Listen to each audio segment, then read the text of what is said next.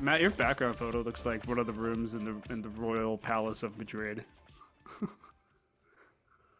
I'll take your word for it. I've never been there. Like it looks like you took my photo. It probably would have been more effective than using the AI generator. Yeah. But all right. So Jen, just so Nick and I went to see One Battle After Another last night. Mm-hmm. Are you familiar with it yet? Like it's the new Leo Paul Thomas Anderson movie. Mm-mm. No, they filmed a good bit of it in Sacramento, which was really, I thought it was really exciting. That was fun. It was like it's like just getting really excited, pointing all the stuff out that I recognize was really fun. But we're kind of on a debate about whether like you would like this movie or not with Leo. Yeah. I don't know. I don't know how you'd feel about it. I think you might enjoy it, but if you were to watch the trailer, you'd probably be in the vibe of like, oh, definitely not, or you'd love it. But What's it called? One battle? One Battle After Another. One battle after another. Okay. Yeah. But the from what like I remember of the trailers and then what we saw last night, I'm like, this was not what I was expecting. Not that I was disappointed, but it was not what I was expecting. So Like what's it about? I'm gonna decide if I'm supposed to see this or not. Well, the trailer made it seem more of like like a rebellion, war, military revolution, you know, like a real shoot 'em up. like social type of like shoot 'em up military movie. Okay. Like that was from the trailer, and we got a lot of that in the beginning of the movie, but then after the beginning, it like you kind of realize what the story is really about, and we were like, oh wow, we were not expecting this to be the plot, you know. Hmm. So they didn't reveal everything in the trailer. Definitely not. No, they didn't. They essentially kept all the stuff that was in the trailer in the beginning, like things that you would just find out right away. Which I like that. I think that's I like that too. I hate when you can watch the trailer and be like, oh, well, I just saw the whole movie. yeah. That's dumb. Yeah. No, this So it's based in the Revolutionary era? No, it's more modern times, but what I would guess it originally like we're at the start of the movie, it's maybe like the 90s or early 2000s. Mm-hmm. And then it makes it to like modern day. It's like 2025, which makes me think it's probably like early 2000s at the beginning. Is the year I was born known as history nowadays, or what? Yeah, we call it back in the day. Yeah, back in the day. Of the 2000s. And from what I read that this universe that they're in, it's supposed to be like an alternate parallel universe of like the US. So it, like all the topics that are in it are not like exact replicas or exact details to our world, but it's like what if the US was in this alternate like it's universe? pretty top. Like, what would their issues be? I guess it's pretty topical. Like it's still still topical. Yeah, it still relates to things that are going on nowadays, but it's a little off. Like it's a little bit different. Yeah. So yeah, I don't know. I think you might enjoy it, but it's again, if you watch the trailer and then you watch the movie, it's not a 1-for-1. I laughed a lot more than I expected, and I think it was intentional that we were supposed to laugh at these moments. Yeah. Other people laughing, or is it just me? I don't know, but I laughed quite a bit. It was pretty damn funny.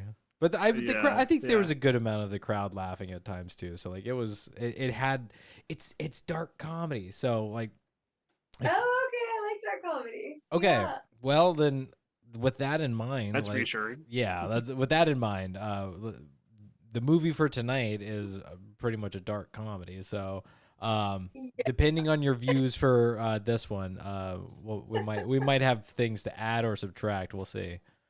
But all right, you guys want to hop into it? I will say too that with Leo, Jen, is it that you like Leo in anything, or is it that you like his like clean cut, handsome roles in movies like, Titanic and was it the Great Gatsby or whatever, Mm. or Gatsby? Yeah. Do you like him when Or he's handsome, or do you like him when he's acting really well? I've never seen him not look good. I swear, no, well, I only say that because in this one he definitely has a more of like a grittier, grungy kind of look to him, like kind of okay. disheveled, I guess. So here's how I view movies. Like, I don't see actors, I see characters. So I really try to like disassociate the person and the character. Okay. So I loved Jack Dawson. Like that would be like honestly like my ideal dream man. And then who he was in Catch Me If You Can, that was just a very interesting character to me. And then who he is in Wolf of Wall Street, I think that's hilarious. So it's like I don't see him as Leo necessarily. I just like those characters. They're entertaining. Okay. Yeah. Okay. Yeah. I wonder if you would like his character in this one. I think you'd enjoy it. He's Oh, you guys got me curious though. he's kind of bumbly and silly. Yeah. I guess on to a tiny degree, he's kind of like his character in Don't Look Up. Oh, okay. Yeah. Kind of. Yeah. Like that's a taste of what this character is like. Why? A little bit of like a fish out of Like water at nerdy. times. I don't want to say Okay. nerdy so much, Okay. although he does Yeah. have glasses, so I guess.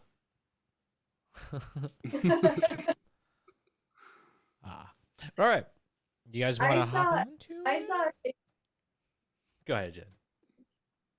Oh yeah, I saw an ad on Instagram. I don't know how realistic it is or if it's real, but supposedly there's a Home Alone 4 coming out in December. Is that like December 19th of this year? 5? I would guess so then this thing was bogus. there's There's already there's after I think there's already Home Alone 5. They might be up to 6 at this point. Oh, okay. Well, then maybe it's not even real. But it's supposed to be Macaulay Culkin is back. He's the adult. He has kids, and then the bad guys come after him again after all these years. Like it sounds like a fun thing. But the thing that made me question it is like the little poster. It said Macaulay Culkin and Kevin McAllister and Kevin McAllister and Kevin McAllister and Kevin. I was like, what the hell? And then it was just like very AI generated poster. Yeah. I mean, I could see them bringing back Macaulay Culkin for like a Home Alone and like him being the adult kind of a thing, and them just retconning the last two. But yeah, because I think Disney just did a Home Alone like 2 or 3 years ago that actually has Homegirl from Kimmy Schmidt from what was the movie I just picked or somebody picked? It was the romantic one on Netflix, where they go camping but just got a divorce. Oh, the Happiness for Beginners. Yes. Oh, you picked it. You picked that one. Yeah. Yes. Yeah. So she's one of the bad guys in I will say Home Alone 5. Oh, okay. Wow, after seeing that, I can't picture her being. It's not smooth. Hey, jerk. She's eating my Legos. Your Legos? You don't eat that. Oh my god. It's not a real plant. Legos. She's eating. Oh. Leave it alone. Sorry, I know I'm yelling in the mic. I think that cactus Lego is perfect, like purring, scratching kind of. Oh, she was definitely scratching on it, and then she started chewing at it. And it's like, damn it, girl. That's why we can't have nice things. Watch yourself. You gotta train her now, otherwise she's gonna go wild. She's already wild. No, she's good. She doesn't like chew too much, but she does like to test things with her mouth. She's like, "Can I eat this?" No, okay.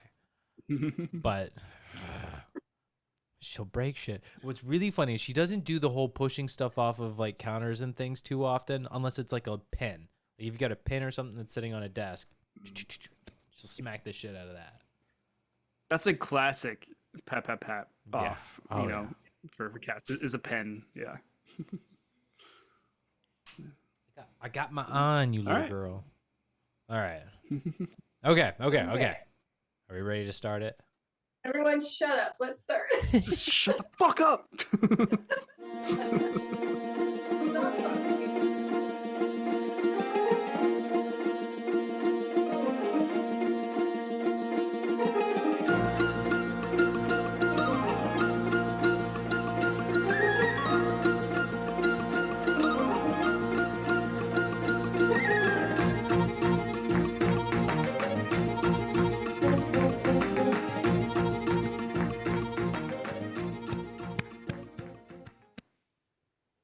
It is a lot of fun seeing us clap together.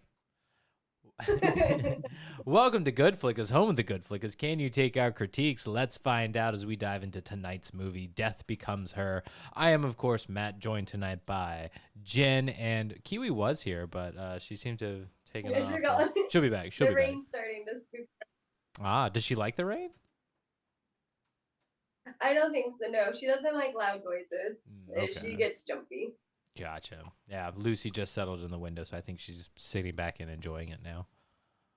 But Yeah, it's pouring rain outside right now. I freaking love it. I opened one of the windows. Like I love the sound of rain. Give me more rain. I'm moving to Portland. This is the I'm moving to first rain Seattle. I've seen in California. To Seattle. No, this is the first rain I've seen in California since April, I think. Wow. Because the last time it rained here, like 2 weeks ago, I wasn't in the country. So I was like, wow, this is new. Sprinkled a few times before that. Yeah. But all right. Excuse me, the burps are sneaking up. That's gross. But we also have Nick joining us tonight, a.k.a. as... Oh boy. Oh boy. Oh boy. Oh boy.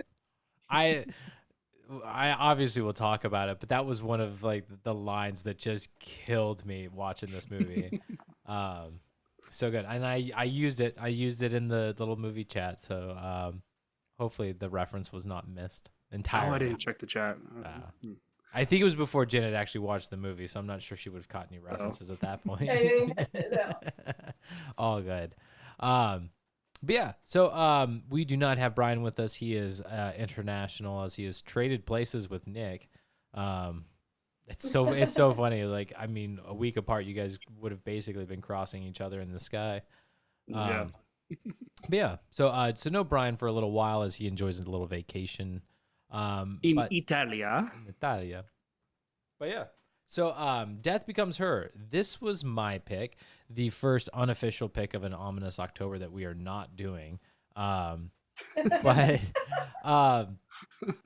so I picked this movie for a reason. I haven't watched this movie in a while, but it's one that I think about a lot. It's one that I remember growing up and having seen, and I think about it a lot. But most of the time when I bring it up, people aren't that familiar with it, which is crazy to me considering how big the people are that are in this movie. But yeah, I saw that it was streaming, and I wanted to make sure that I got a chance to see it. So I figured I'd do the best thing and just make it a pick. Sorry, I'm watching the cat, and she's doing some tightrope walking right now. Oh, look at you, miss. You nailed it. Hi, welcome back. But yeah, I wanted to pick this movie because I thought it would be like a newer movie for everybody, but with some actors that we're familiar with. Hopefully a little bit funny, but not too serious. Like a little bit on the Halloween feel of things for the month. So just trying to hit a lot of marks with this one, but mostly just hopefully it was a new one for some of you guys and you didn't hate it. But we shall see as you guys tell me, and we get some scores on this one. But That's all I care about is that you guys didn't hate it. I really try to. I really do, because I know I pick movies that are out there a lot of the times that you guys are really unfamiliar with or aren't the most popular and that kind of a thing.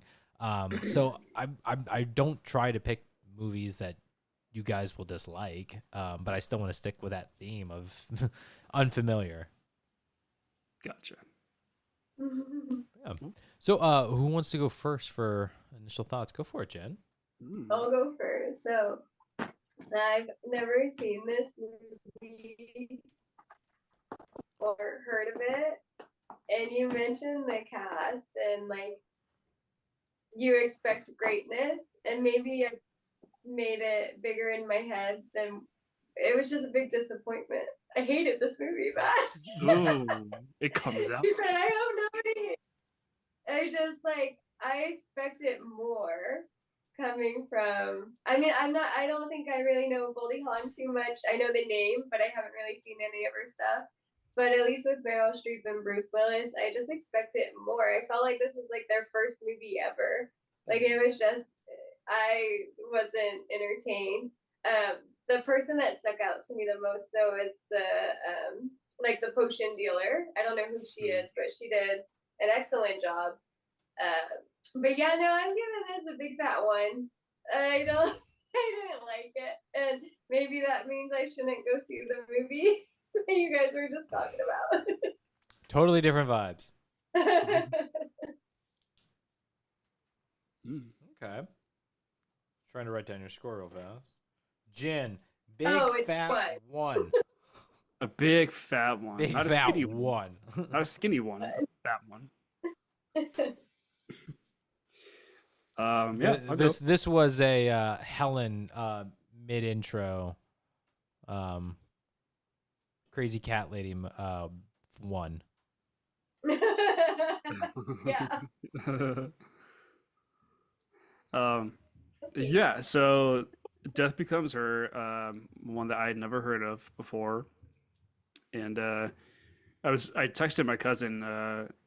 She was like, "Oh, what movie did you guys watch?" And I was like, "Oh, Death Becomes Her." And she's like, "Oh my God, classic movie! I saw it in the theaters." And I was like, "Oh wow, okay." So people knew about this movie. It's just never came my way. But I thought it was fun. It's very campy. It's very like cult following type of movie, and I didn't really know what to expect. Like I kind of had the same impression as you, Jen, that this was gonna be like a big, Hollywood, drama, like polished hit, right? Like a blockbuster type of movie. And it just as it kept going on, it just kept getting more silly and more fun and more campy. And I was just like, oh, okay, like this is the vibe I'm feeling. All right, I'm here for the ride. That's a good and, and so it's so interesting of a concept. Lots of good little plot twists, and they throw things at you that you like don't expect, and it's just a fun ride, and it's silly, and the characters are fun, and it seems like they had a fun time on set. Like that's the feeling I get from them. But like I laughed, and like there were a couple of lines that absolutely killed me, and yeah, I enjoyed this one. It's not like a fantastic movie, but definitely one to like if you're feeling like a silly, goofy mood, this would be definitely one to watch. So I gave this one a 3.8 out of 5. 3.8. Wow. It's just not quite a 4 movie, but it's a fun one. That's why I wanted to go first, because we can only go up. A big fat 3.8. Okay.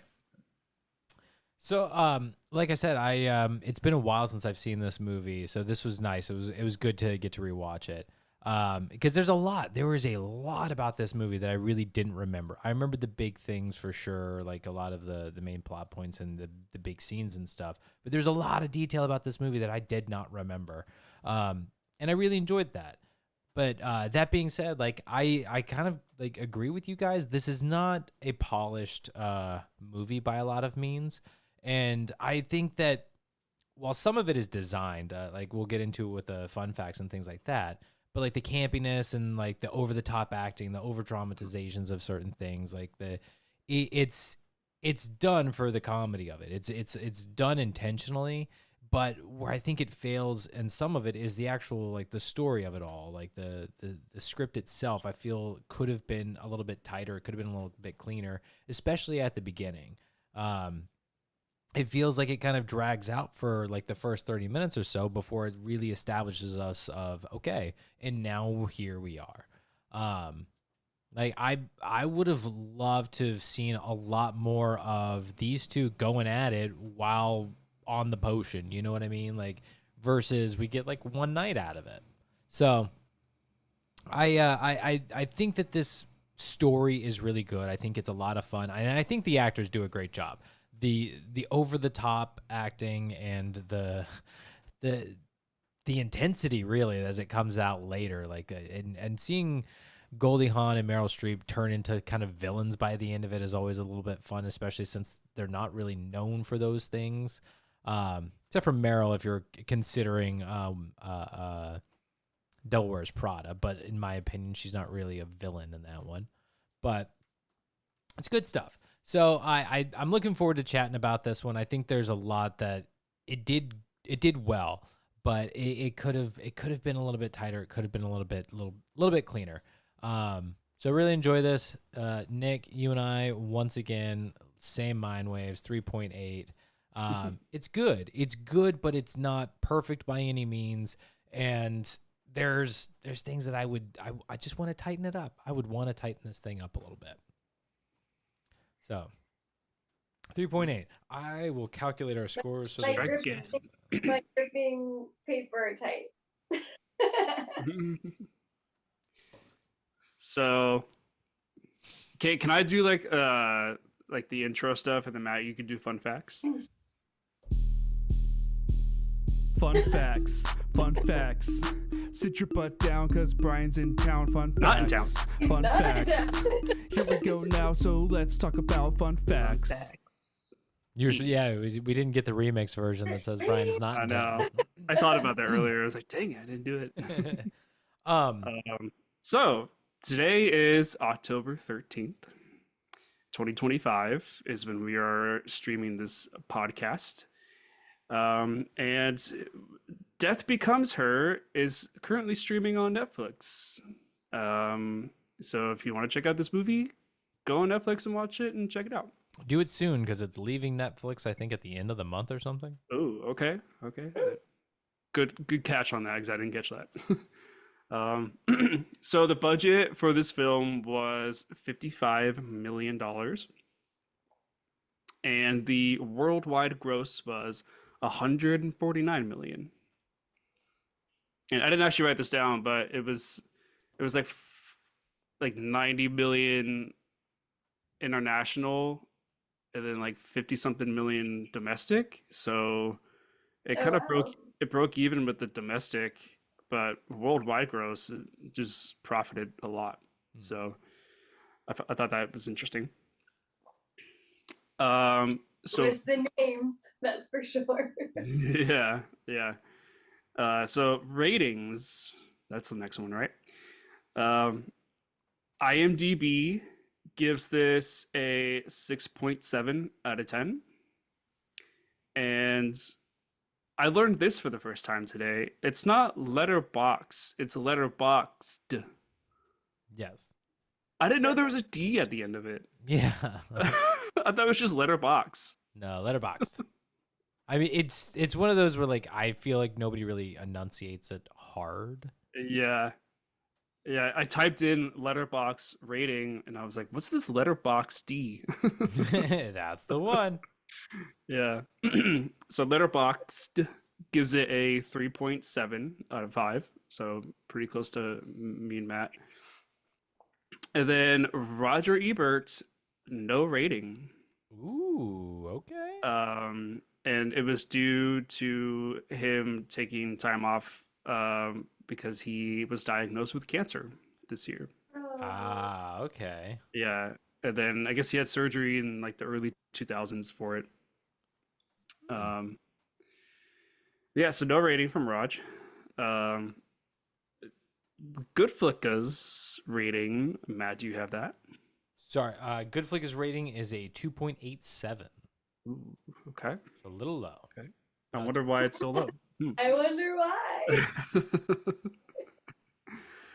why. um, and for awards, it won a total of 5 is what I've read, but only one notable one in the categories that we do, which it won an Academy Award for Best Visual Effects. I also learned that the Academy Awards are the same thing as the Oscars. Just a different name, yeah. I thought they were different things. No, I'm learning so much. It confuses me every damn time because like you have people that refer to it as the Oscars and you have people that refer to it as the Academy Awards, and it's like, which is which? They're the same. Just pick a damn name and stick to it. Well, I dove deeper into this, and apparently it's the actual statue thing that people actually call the Oscar itself. But the show or the whatever is the ceremony is called the Academy Awards. Oh, that makes sense. Okay. Yeah. So the more you know.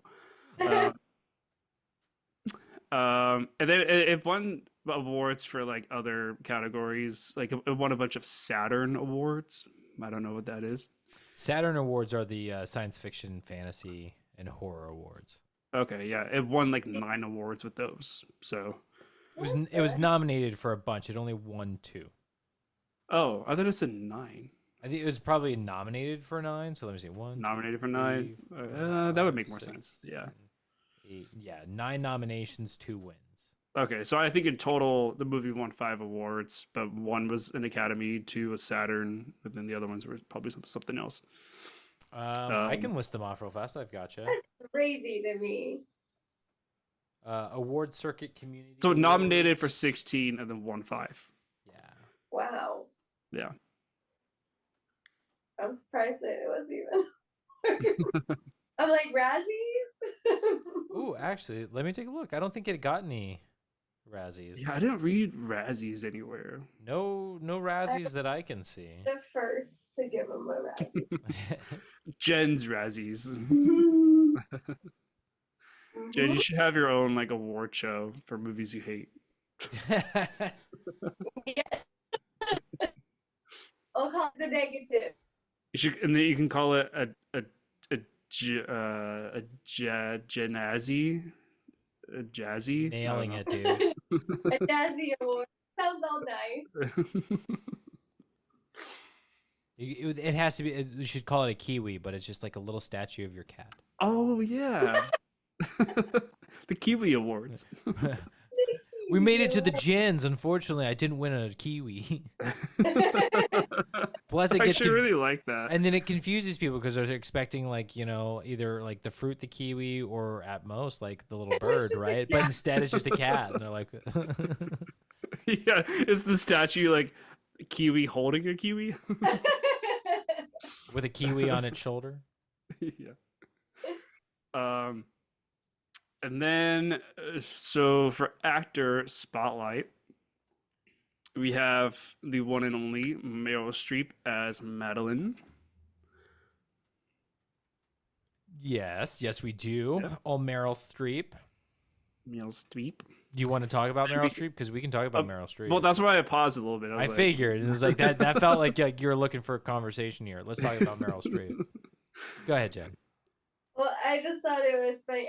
I laughed at one part, and it wasn't really related to the movie. But I remember before we closed out last week, I was like, "Does Meryl Streep sing?" And you're like, "No, I don't think she." And like the very beginning, there's like her singing. I was like, "That's funny." One of the first things that I wrote down too, because it was like Meryl singing before Mamma Mia. Like, is this a thing? And she wasn't terrible. I'm not, again, like she got so much shit for her singing in Mamma Mia, but it's like she's clearly Did done. she really? Oh, all the haters, but sure. Like Oh she my got. god. I know a lot of theater folk just get really upset when non-musical theater people get cast in musicals like that. Mhm. Like I understand it because it does bother me to a degree as well. I would love for somebody who is classically trained in singing, dancing, and acting to be in a Hollywood version of a musical. That being said, Meryl Streep is not untalented, so it's like Yeah. it's me. Is she the best person for the role? Maybe not. I'm not here to debate, but it's not like she went out there and butchered an entire song. Like Yeah. some of the male singing that was in Mamma Mia. That's some singing that could use a little bit of let's get some training there, fellas.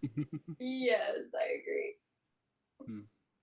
But yeah, I was surprised to see her singing in this one.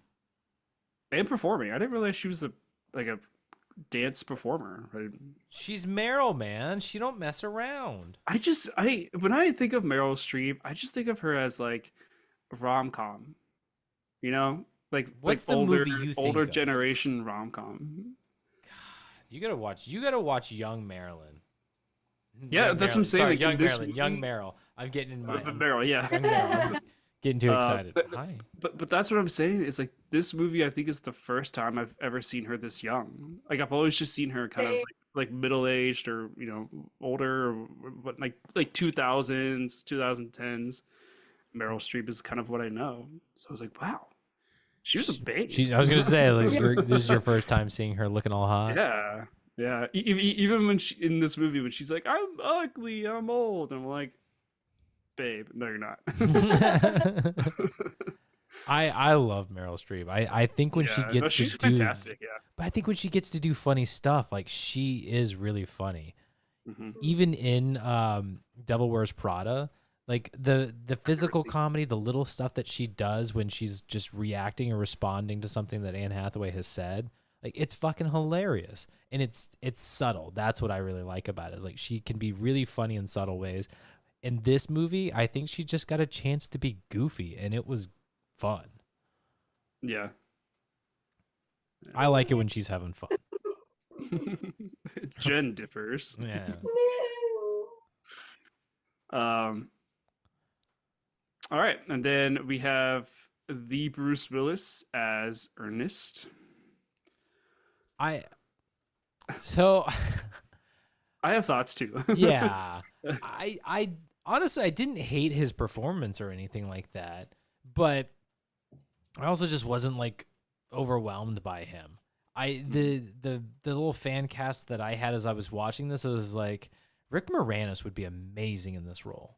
Ooh. Yeah, he would. Oh yeah. I could just see him like, and he doesn't have to play it much differently, just like not so dweeby as he does for like Tully or whatever in Ghostbusters or anything like that. Like even if he was going with more of like the like Wayne Zelinsky style of Rick Moranis, you know, that era, I think it still would have worked. Just being this kind of beaten down, brilliant surgeon and alcoholic, but like being able to kind of get the over the top. I don't know, because I guess I got vibes from like Rocky, not Rocky Horror, Little Shop of Horrors, within this one, like the campiness and the fun of the like the horror and thing. So I think he could pull it off. But go ahead, Jen. My question for you guys, like, could he get that murderous vibe though, the way that Bruce can? Like, when I think of Wayne Zelinsky, he's not a murderous type. Even like Ghostbusters, not a murderous type. You know, I think that's where he may fall short in it. I think he can do it. You think so? I think he can do it. It's again, he has to stay away from like the more dweeby side of things. But in God, it's a tiny little movie that nobody's ever heard of, but I've seen it. Hockey Night, where he's a coach. He's a hockey coach, and he's just like it's completely different than anything you'd see him as, where he's any kind of timid thing. Like he's full on beard. He does not look like any character you would recognize Rick Moranis from, and that with kind of like a bit of what he does in Little Shop of Horrors. Like I can see him turning to this side of like doing this Bruce Willis of like, I did it, I killed it, like, and I can see him doing that and it being even funnier than Bruce, because from Bruce it feels like he's trying really hard to go over the top. And again, not that it's bad, but it feels like he's trying to go over the top. And he's funny too. Like he's done comedy, but not what he's known for. And I think he did a good job, but I believe Rick Moranis would have done a really good job. Go ahead, Nick. Yeah, I agree. I don't know about Wayne Zielinski, but I'm thinking more of like an over the top Dark Helmet from Spaceballs. You know what I mean? I was not thinking about Dark Helmet at all. You went over my helmet? But just like because in Spaceballs, Rick Moranis is kind of he is a villain technically. He's definitely a villain. I mean, he's definitely a villain, He's but just not intimidating. he's just not intimidating. but that's what I'm saying is like if we get the over the top that Bruce Willis gives, and just give that to Rick Moranis, as a villain, I think that would work. Like Rick Moranis has that capability of being a villain, but just give some over the topness to him, and I think that would crush it. Okay, so you guys have seen more depth to him than I have. I just know him in those two roles. Do you know? Have you seen Spaceballs, Jen? No, but I've heard the name plenty of times, just never seen it. Okay, well, have you seen Star Wars? Yeah. Okay, definitely give Spaceballs a watch. I think. Well, I don't know. I don't know if you would like it. I think you would like it. It might be either really dumb or really funny. It is a full on parody of Star Wars. Yeah. That was given the go ahead from George Lucas. So. Mm-hmm. Oh, really? I didn't know that. Yeah. Is it like over the top comedy type thing? Yes. It's like slapstick, if that's what you mean. I don't know if we like it. I wouldn't say it's like those spoof movies, like the movies. It's definitely just like slapstick. Is it anything like the Scary Movies parody? No. Okay, there's a chance. Like it's not constantly just like, oh, now I'm referencing this. Oh, now I'm referencing that. Like there's an actual joke with the slapstick, I think. That's how I see it. Okay, here's the type of joke that's going in there. So this is a scene where they're talking about teleportation, right? And there's like, oh, I don't know about teleportation, just breaking me apart and putting me back together. And like, what if something goes anywhere? It's like, oh no, it's perfectly safe. Snotty, who's Snotty, beamed me twice last night. Like, that's part of it. He goes for it, he gets beamed, and he's essentially turned around so that his head is on backwards. Like that's part of the joke. He's perfectly fine. There's nothing wrong with him, but his head's backwards, and he's like, I can see my ass. And they very, very familiar. Yes, they beam him back. Yeah. They beam him back. He's back to normal, and he's like, forget it. No more beaming. No more beaming. I'll walk. And then he goes through a door, and he's in the room that he was just beamed to. Okay. Like that's kind of comedy that's within this movie. Like Three Stooges, Charlie Chaplin, like kind of stuff. It's really silly. A lot of like playing with words and that kind of a thing. Yeah. Like jam. Like it's literally a jar of jam thrown at the scanners. That is how they jam the scanners. And then they go to the top and there's like jam on the machines. Yeah. Yeah. The best though is it's got Michael Winslow. If you're not familiar, this is like probably most known for like Police Academy, but this man makes the most incredible sound effects with his mouth. Like just boop, boop, boop, boop, like all like sound effects with just his mouth. Oh, yeah. It's freaking insane what this guy can do. Actually, I would just say that look up Michael Winslow on YouTube and just listen to this man go. Fucking insane what he can do. Oh my god, his helmet. It's unless the bleeps, unless the sweeps, and unless the creeps. The what? No, unless the bleeps. unless the sweeps, unless the creeps. Like, it's fucking hilarious of him just doing these things. Oh God. Yeah, Jen, if you're okay with these jokes that I'm ruining right now, like you gotta watch this. You gotta watch this movie. It's silly and fun, and I think the best part is it references Alien towards the end. Oh yeah, it does. Like Yeah. it's a straight up reference. They bring back John Hurt, and you remember Alien? Yeah. You remember the guy who gets the alien burst through his chest? Mm, How do you forget the chest bursting? Yeah. So either way, the movies. we'll watch Spaceballs because he essentially does it again. Okay. Have you guys ever heard of Thumbtanic? Yes. Have you seen it? I have not seen it. Is it that's not the one where it's like it's actual thumbs, right? It's not like upside down mouths. Yeah, no, it's actual thumbs. Okay. Thumbtanic? Thumbtanic, yeah. Is that supposed to be a parody on Titanic? Uh-huh. It's the entire movie done with thumb With thumb. actors. Oh, They just have like God, faces no. and costumes on them. You keep biting me, you little jerk. I'm holding on to you. Never heard of that. It's so funny. So funny. My uncle showed me that long time ago. And then I think there is a thumb horse too, like with Star Wars. There's like a whole thumb. It's so funny. I think you're Thumb right. Wars. Yeah. Yeah. Oh man, that's funny. I'm annoying this cat. All right. Good on Bruce Willis. Yeah. So Rick Moranis would be a fan swap. For Yeah. me, at least. Yeah. Did you guys have any other No like Tom fans? Cruise? No, I'm good. Could you see Tom Cruise in that role? No, I'm good. What? No, I'm good.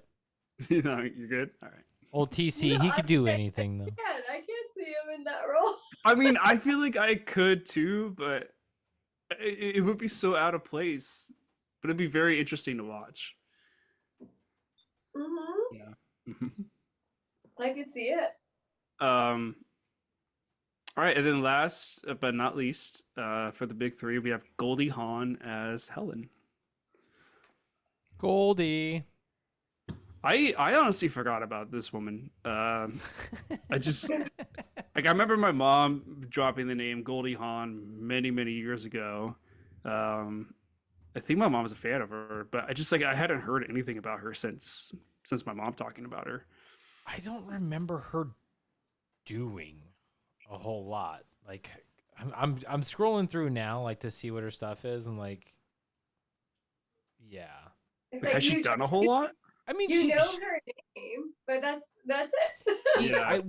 I think she was more prominent in I think it's the 60s and the 70s cuz she was on what the hell was the skit TV show?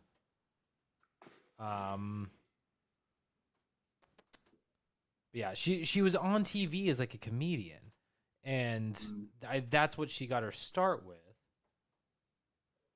Not Good Morning Okay. World, was it? But yeah, so I think she was more prominent, more famous in like the 70s and the 80s, and by the time we get to the 90s, it's kind of like she's just slowing down. I mean, if you look at her credits and stuff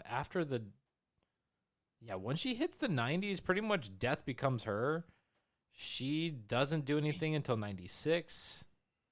And then it's like just random. She had a gap from 2000. She had a 10-year hiatus from what I can see. From 2007 doing one episode of Phineas and Ferb. The next thing she did is Snatched in 2017. Oh wow. Yeah. Oh, Maybe- so What was the TV show that she did? let me see if I can find it. I mean, real yeah, I'm fast. gonna look it up too. Although I wonder if she's playing her, like, if she's technically herself, so they're not counting it. Rowan and Martin's Laughing. That's it, Laughing. Is that it? Okay. That's it, Laughing. Yeah. Oh my God, Okay. she got famous because of Laughing. Okay, yeah, I've never heard of it. It was a So- skit show. It was basically SNL before SNL. Oh, It okay. was one of those things. I won't say it's like the SNL. There was a bunch of skit shows that were kind of like this. I mean, you had Hee Haw, SNL, Mad TV, Living Color, Laugh-In, Carol Burnett show, like tons of things with like that whole skit comedy. Oh, Keenan and Yeah. Kel, right? Like, I mean, it's probably why my mom was a fan because like this is like her era, you know. Yeah. What was the comedy? That's what I'm saying. It's like she's funny as hell. I think it was it she does Private Benjamin, which I think is like her big serious breakout. And even that's still somewhat of a comedy. Yeah. Still a comedy. I mostly know her for Overboard. Wait, she was only on that show for it looks like 2 or 3 years. It only went for like 3 years, but she was on 45 episodes. Okay. Interesting. All right. Well, That was yeah, before, those you know, are- shows ran for 20 years. Yeah. So those are the big three. Do you guys have any other mentions? Yes. Yeah, go for As it. always. So I've got to shout out the woman who plays I think I couldn't hear it quite well, but Liesl von Rumen, played by Isabella Rossellini. I don't know her specifically from like so many things. It's not like she's like, oh my god, it's her. But she has popped up in so many things as like this gorgeous woman. I'm trying to find the other things that I really know her from. But for those familiar with Friends, she is Ross's hall pass. If anybody remembers, she is one of Ross's 5 celebrities that he can sleep with, and she's the one that shows up, and she is like, she's calling him out for like, yeah, you're on my list, and he's like, yes, but you're not on mine. Oh, that is her. Yeah. Wow.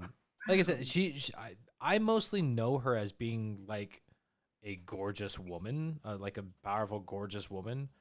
But I'm trying to think of what else I know her from besides Death Becomes Her. There's definitely another one where she's got this kind of seductress vibe. That's interesting.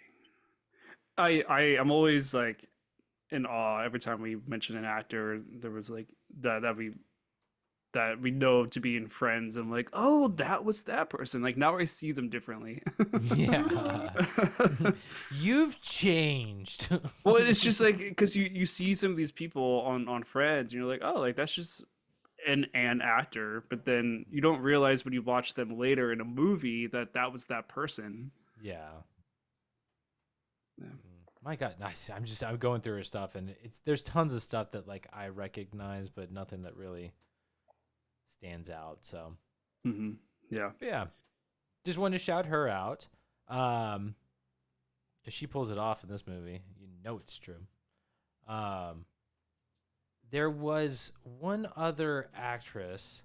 It's a tiny role. You see her for 2 seconds, but I did recognize her.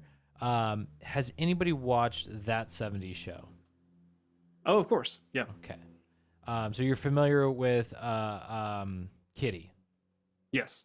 Okay. You're also What's her name? Deborah Jo Rupp. Deborah Jo Rupp. Yeah. She is in this movie. I thought I saw her. She has like essentially She's one of the cameo. mental patients, right? Yes. Yes. Yes, that Oh, is her. That's crazy. I was like, I don't think she has like any lines other than maybe screaming when she says Yeah. Madeline Ashton. I recognized that face, and I was like, Right? Is that her? But then they never really showed a close up of her again, so I was like, ah, man, I can't really tell. She had like that one scene, but the irony being she is also in Friends. Yeah. Yes, I did know that. Oh, what is her character in Friends? She's Phoebe's brother's wife. Yes. Yes. Yeah. I'm trying to remember what her name is because all I can remember is him saying like Oh, Mrs. Davis or something. Yeah, what is her name? hold on, I'm gonna look it up. Let me see if I can find it too. It's funny to me how like Is yes, it friends ran for 10 years. Alice. Alice? Miss Knight. That's Mrs. what it Knight. was. Alice Miss Knight. Knight. Yeah. Oh man, that's so funny. I love her. Oh. She's great. She is so funny, but it's the laugh, right? Like her Yeah, her facial iconic expressions, everything. Yeah. laugh. She's so great. So yeah, I think she was the only other actress I really wanted to shout out. Yeah. That's a good catch. Yeah. There's a couple of other people that I kind of recognized. I mean, we can talk about some of the fun cameos of the dead people that aren't dead. That was fun to just kind of call out. But of course, those are actors. But I think the only other one that I wanted to shout out was Fabio. Fabio? Fabio. Yes, you're familiar with Fabio. He Yeah. shows up towards the end, but he's one of Liesel's like bodyguard dudes. You only see like the first two when Madeline is visiting for the first time. You only see two of them. When they go back, I think it's when Ernest is Ernest is being given the potion. He appears there. Oh, I guess I didn't recognize him. Gorgeous man with long hair. No. You don't recognize Fabio? I know that's wild. I bet your mom would have recognized him. I didn't, so don't feel bad. It's all good. All good. Seeing those guys, I just kept thinking of Twilight. They're like the werewolf people. Oh, They kind of gave off that vibe. I could feel it. the Jacobs. Yeah. Yeah. They're Native Americans, okay? I mean, they were good-looking dudes. Like, I'll say that. You can't save it now, Nick, by giving them compliments. Sorry, Fabio. Is he still alive? I feel like he's been around forever. Fabio? I know, like he never goes away. Yeah, he just kind of randomly shows up on stuff I feel like I'm gonna. So Oh, he's still with okay. like hair slow motion. he's taken the potion. He has. Yeah. It's why they need to remake Um, this movie, and they just have him as, like again playing Liesel's bodyguard. But still same old Fabio. Oh, He- you know, it's funny. It's in the very beginning, like I know nothing about this movie, right? I didn't know what to expect, and I was seeing this like the performance, and in my head I was like, maybe a character swap, Christina Aguilera. You know, I could see her doing that, and then I see the bill, I was like, cancel. I was like, cancel, abort. If I'm not mistaken, Sabrina Carpenter actually did a music video. Cannot remember the name of the song, but she did a music video with oh god, who's Jenna Ortega, where they're essentially doing like a parody of Death Becomes Her. Oh. No, wow. Yeah. So if you guys want it at a certain point, I can see if I can find that song. But check out the music video, especially now that you've seen the movie, and like catch all the references. I'm not a She fan brought me of her Sabrina. squirrel. She brought me her squirrel. No. Oh. Does she play fetch? She does a little bit, but she doesn't always bring it back. Yeah, she's like, I'm done. I I'm gonna heard, play. I heard when cats like hunt for you, they really like you. Like she loves you. Yeah, like you're worthy of their gift. Mhm. Mm-hmm. By the way, Fabio is alive. He Still is alive. 66 years old, and he's 66? Italian. He's 66. Yeah, And he's Italian. and he's born in Milan, Italy. Ah. Oh, Yeah. You He's would have Italian. thought with a name like Fabio, Italian would have been more obvious, but looking at the man, I wouldn't have guessed. I mean, no, I wouldn't either. is Fabio his actual name? I don't know. Like I mean, look it- it up. Fabio actual name. I'm just gonna look at Fabio. Fabio Lanzoni's actual name is Fabio Lanzoni. All right. He does have a last Sure. name. Well, which makes sense. Italian Lanzoni. Yeah. Yeah. Anyway, Come on, needy girl. cool. Any other actors, Matt? No, that's it. All right. Cool. You want to drop some Okay, fun that's a facts lie. for That's a us? lie. That's a lie. That's a lie. That's a Oh. lie. I had a thought. I had a thought. I had a thought. I don't know. I don't remember who the character is, but so Jay Norman is the character's name, but he's played by Jonathan Silverman. Not a big deal, but this is just fun because I made this connection. So Jonathan Silverman is in a movie called Weekend at Bernie's.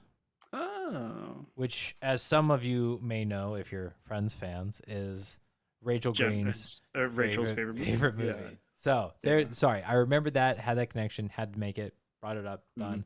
I'm out. Perfect. Well I'm out. done. No more actors. I saw that. I actually saw that movie recently. Like a month or Weekend two at ago. Bernie's. Yeah, it's fun. It's a fun one. It's So silly. Kudos. I cannot remember the actor's name, but the guy who plays Bernie Mhm. is absolutely incredible. I don't know how that dude, like, if that dude didn't get like 1 billion of awards for playing a dead man. For playing dead. For playing a dead man. I mean, that dude, you cannot see him breathing. You cannot granted they put him in glasses and stuff, but I mean, he keeps straight face. Like he plays a dead man so well for the majority of this movie. It's insane. And then he does it again in the second, where he actually like dances around because he's a moving corpse at that point. Oh, I didn't know there was a second one. Oh, don't watch Heck it. is this Weekend at Is it Bernie's bad? 2 is so weird. There's like some witch doctor stuff or something that happens, like some voodoo things that causes Bernie's body to like move on its own. So now there's Oh. just a dead body that's essentially dancing around like an island resort, and people just think he's partying because he's got like he's just Because he's Bernie. Everybody, he's literally just like bopping along. like, why would anybody suspect he's dead? He's upright, he's moving like Wait. So then in the second one, he would have to be already dead in the beginning, right? he's still dead. Like he's still dead. I can't Okay. remember. Like I can't remember how like, much. It's not like back to square one. I can't He remember how dies. much time has passed, but Bernie is still dead, and somehow his corpse ends up at the same like resort or whatever that I think it's Silverman, Jason Silverman, whatever his name was that I just said. He is at like some island resort, and Bernie shows up, and now he's like being haunted by this dead guy. That's ridiculous. Oh, it's the sequel is absolutely insane. It is complete Okay. bonkers. Give it a watch to say that you watched it, but Yeah. it's so not worth it. Okay, it's just called Weekend at Bernie's Weekend too. at Bernie's too. Okay. All right. Well, Matt, you got some fun facts to drop? I didn't get to write any down, but I started reading through IMDb, and God, man, I was trying to like even watch stuff at work, but the last part of the day just really took it away from me. So I'll say that presumably, and I don't have much information to back this up, but presumably the CGI and stuff that was done in this movie, done by ILM, Industrial Light Magic, same people who did Star Wars. This movie laid some of the groundwork that they would use for Jurassic Park. Oh wow. So, with that, because we didn't talk about director or writer or anything like that, I'd like to talk about the director, who is Robert Zemeckis, who we might know from such movies as Back to the Future Part 2, Back to the Future Part 3. He's done tons of things, but I had to bring it Back to the Future because I love it. And he reuses the same effect of like, oh, hand in front of the green screen. Like, you guys remember that? It's the exact same. It's the exact same effect that he does. Well, not the exact same effect, but like similar concept. In Back to the Future, when Marty's hand is disappearing and he sticks it up and it's just like fades, did the similar thing in this movie where it's de-aging of the hand. Okay, yeah. Okay, now that you've been, I see it. Yeah. So yes, big shout out to Robert Zemeckis for coming up with a bunch of stuff, because if I'm not mistaken, the whole Meryl Streep walking around with her head backwards is something that's never been attempted or really done to this level, especially not with CGI. So that was like a huge step forward to figuring out how to do that, which, if I'm not mistaken, essentially what they did was they had Meryl walking backwards with kind of like a blue cap on to CGI out. And then they put her head, basically just her head, and like a blue sound stage kind of a thing where they could record her head and do all of like the head acting and talking and stuff like that, and then they superimpose it so it's backwards. Yeah. So really cool that like this is at the start of all that stuff. To me, the most impressive part is the blending of it, because like you can kind of tell it's green screened and layered, you know, like it's two film strips layered on top of each other. But the blending of it looks incredible. It does look pretty good. Like you said, there's a few moments where you can kind of see it kind of like gets a little muddied. Like warps a little bit. Yeah. But it's pretty damn good. Go ahead, Jen. It was not too early to talk about it, but in this scene, her performance of standing up and walking was like 10 out of 10. She did such a good job and made it so believable that her body was so contorted and messed up. And like, I know like she was in the background and Bruce Willis was in the forefront, but all I could see was that silhouette doing her thing. She nailed it. I love a shot like that where you've got in focus in the foreground somebody that's just doing nothing, like having a phone call, and in the background all of the stuff is happening that they are unaware of. I love scenes like that, and like you said, she does such a good job watching her just like stumble around back there and like trying to get her head on right and her legs straightened out. So good. Yeah, go ahead. So I found a website that had 24 fun facts about this movie. So do you want me to just kind of go down the list of them? Yeah, go for it. Go for it. Like I said, unfortunately, I just I've wasn't read a able couple to write so far. anything down. So Matt, you might like this one. George Lucas founded special effects company Industrial Light and Magic, which directed the visual effects in Death Becomes Her, which are considered a milestone in the industry. One of the noted first-time achievements of Death Becomes Her is that it is the first time the texture of human skin was computer generated. That's interesting. I didn't know that. Yeah, that's interesting. I think you already said this, but it said 1 year later, Industrial Light and Magic used some of the techniques created for the film on their next project, Jurassic Park.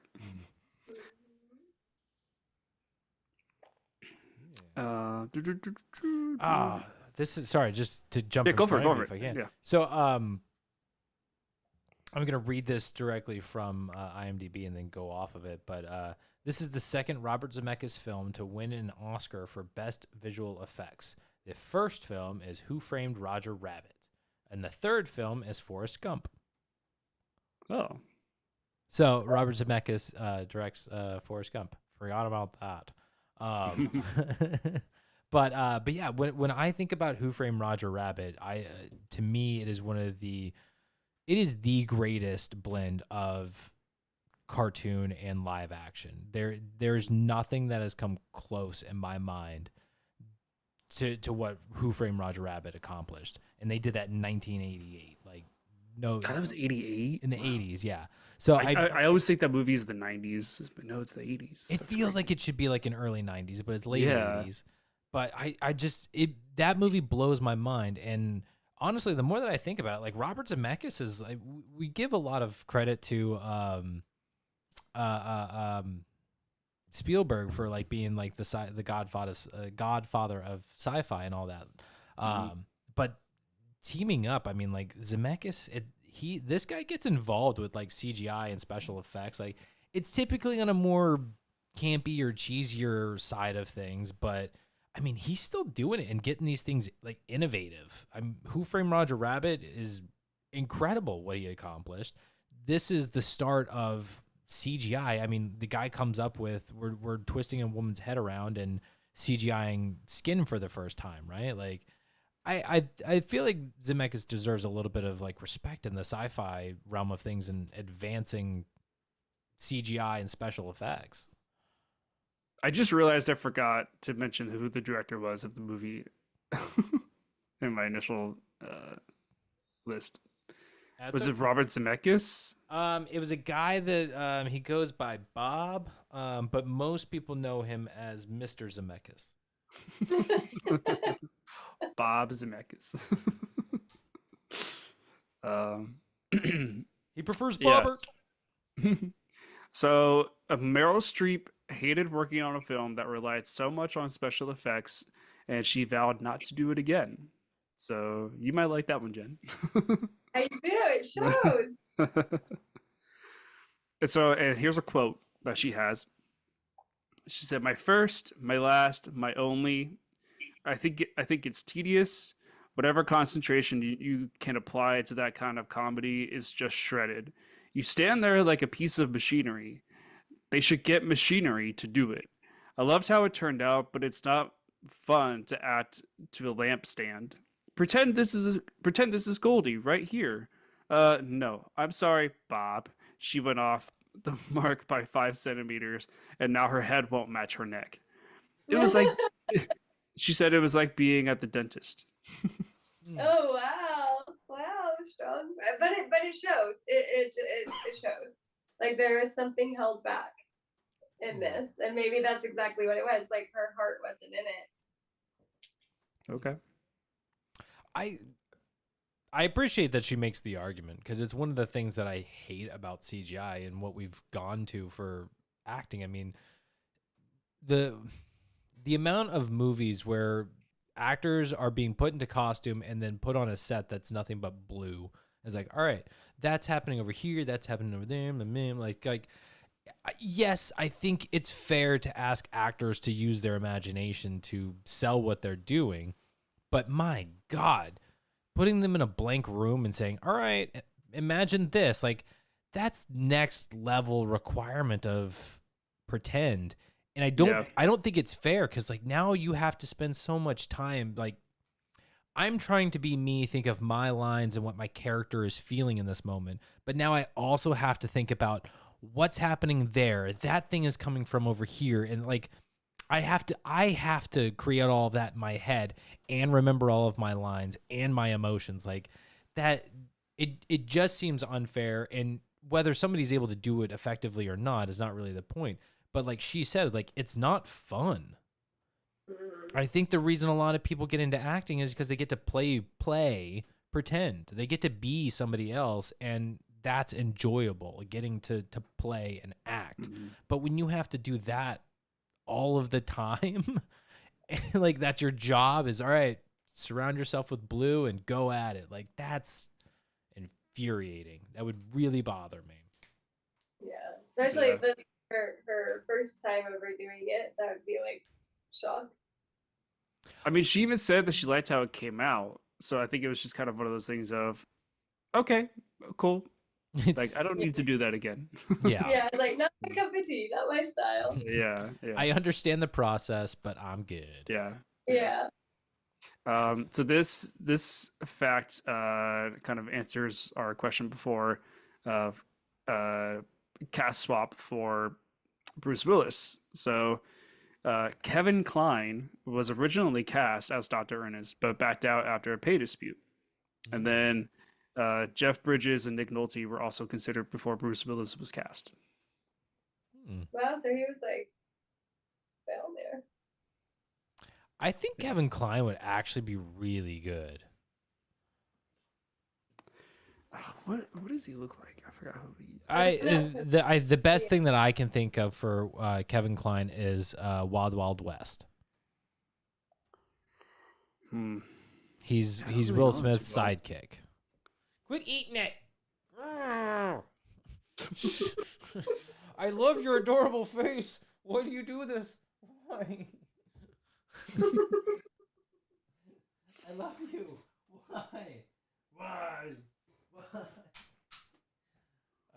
I worry sometimes that like I'm too aggressive or like with her and she's gonna like smack me or bite me or something, but I think she ultimately still loves me, but she's like, I hate you in this moment. Lucy, I'm sorry. Okay. Yeah, these other actors, I'm kind of looking them up, but I don't really know them too well. Nick Nolte, Isn't he's in, was it 48 Hours with Eddie Murphy is the one that we constantly bring up. What was the other name? You said Nick Nolte and Jeff Bridges? Jeff Jeff Bridges Bridges. is a comedian, right?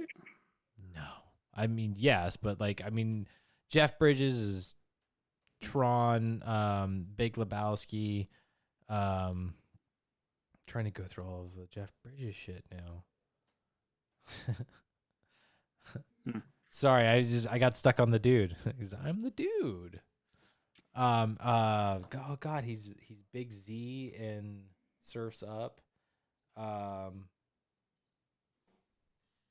God, he constantly plays that guy. Damn it! Why do you have to send me on Jeff Bridges and Just blank on all of this you stuff? on a spiral.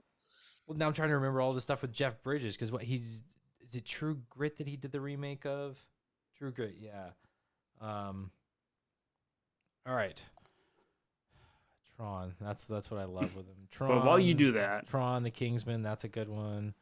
R.I.P.D. Yeah, that's one.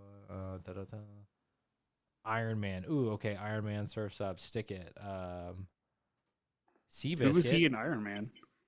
In the first Iron Man, he's Obadiah Stane. He's the bad guy. Bald man with a beard. Tony Stark built this in a cave with scraps. That guy? That sounds so familiar. Hold on, I gotta look up a picture. I mean, we watched Tron, and he's the main guy in Tron.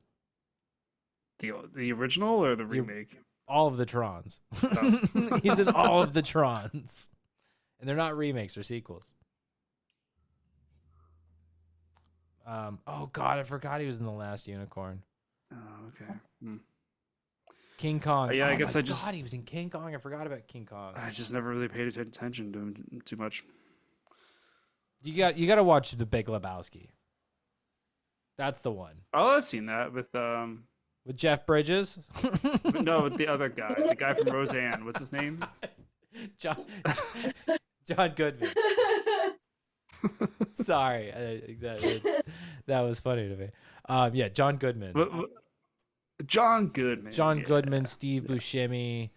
Yeah. What's the guy who plays Jesus? John Turturro. Yeah.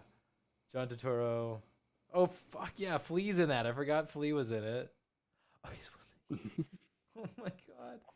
Yeah, watch The Big Lebowski. No, I've seen The Big Lebowski. Yeah. Okay, but yes, Jeff Bridges is the dude. But I think that like if you were to take what is the stereotypical Jeff Bridges personality that is seen on film, it is boiled down to the dude. Like that. If you needed to put one character to an actor, that's the one. Okay. Well, He has lots of range. Don't get me wrong. He is a phenomenal actor. He can do a lot. But like, if when you think of Angelina Jolie, what's the first thing you think of? Tomb Raider. Tomb Raider, right? I got Mr. and Mrs. Smith. Okay. But if you think of Tomb Raider, you're not going to think of... I'm just saying, if you think of Tomb Raider, you're not going to think of anybody other than Angelina Jolie, unless you're talking video game, right? Yeah. Like, I can almost guarantee if you bring up Jeff Bridges to anybody, the dude, that's going to be the first thought. That's the one. Okay. The dude. Okay. I'll put that in my brain somewhere. He's the dude. The dude. He's oh man. Have you ever watched a movie where like a character is constantly drinking something or they're constantly eating something or like craving something and they talk Brad about Pitt? it? It's like well, he's just always eating. That's different. I mean something specific. Oh. Mm. Like in The Big Lebowski, the dude is constantly drinking White Russians. That is his drink of choice. It is constantly a White Russian. Like almost throughout the entire movie, no matter where this man is, he has a White Russian in his hand. I never wanted a White Russian more in my life than when I watched this movie. I'm like, it just sounds good now. Because Jeff Bridges has it. Now I want it. It's like he's drinking them constantly. It's like, you know what? That does look good. Like I could go for a White Russian. I could do that. So yeah. Okay. Cool. Yeah, I do remember liking The Big Lebowski, so I'll give it a rewatch again. I think he'd be interesting in this role. In my opinion, Kevin Kline is the best for Emmett. It's not Emmett. Ernest. Yeah. All right. Meryl Streep originally assumed she was being asked to audition for the role of Helen. It's a little trivia. I could see it though. I could see a reversal in those two. I almost feel like it was a choice. Like if you're saying reversal, like they purposely chose to like you would be expected for this role. We're putting you in this one. Yeah. Like same for Goldie. Like I mean, especially when you watch the Overboard, right? Where she is a spoiled rich woman, like, and she is just absolutely, I mean, privileged to a T is what she is, right? Like, that's Madeline. Like, she would own that in the sense of just, although I don't know how she would do with the singing and dancing. That would be interesting to see that. However, that type of character of just like, I am Hollywood royalty, and like she would totally own that. So to switch it and to have her be like the, although I do think putting her in the fat suit is like called back to her Laugh-In days. Cause she is funny. I want to say like she's one of the early actresses where it's like she could pull off being like funny and beautiful, and people didn't like think down on her or whatever. Like, oh, that's all she is. She's just a pretty face, and she's like no, like she got it all. Like she could bring the acting. I feel like they can swap their roles, you know, but each of them would bring kind of like their own twist to the character, you know, like their own kind of tone, and I think it would work both ways, because they essentially kind of play the same ish character in some way, but just like slightly different motivations. I mean, Helen's character changes entirely from the beginning. Yeah. I think I would love to see Mary being like the super crazy one. It would be so funny. I think she'd kill it. I kind of would like to see it too. That would be a lot of fun. Yeah.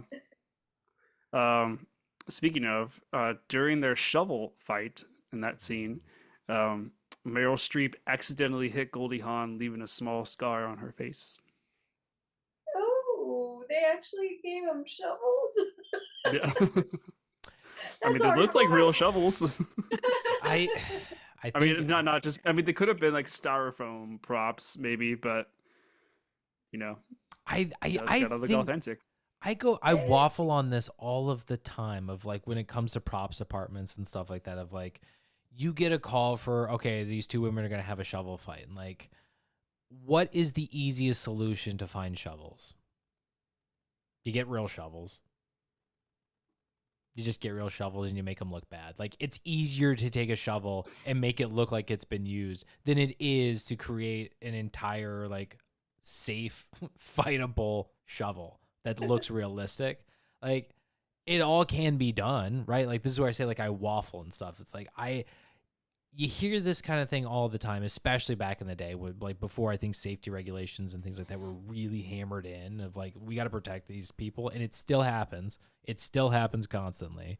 But like it's a dumb reason for a person to be scarred for the rest of their life, isn't it? Like it's really dumb. Like I was in a shovel fight with Meryl Streep. I mean, it's a hell of a story. It's a great story. Like Meryl Streep gave this to me. Yeah. You should see the one I left on her. And they go to a party with Meryl, and then she tells the story that the scar is like not even that big. Like Goldie really played it up. She went to God, what is his name? What's Bruce Willis' character's name? Ernest, as in saves Like the 3 universe. times now. Ernest. Yes, Ernest. She goes to Ernest to get the scar minimized. There you His delicate little hands. Um. So Isabella Rossellini supposedly used. Well, it doesn't say supposedly. It just says, I don't know why I added that. I'm. like, that's a lie.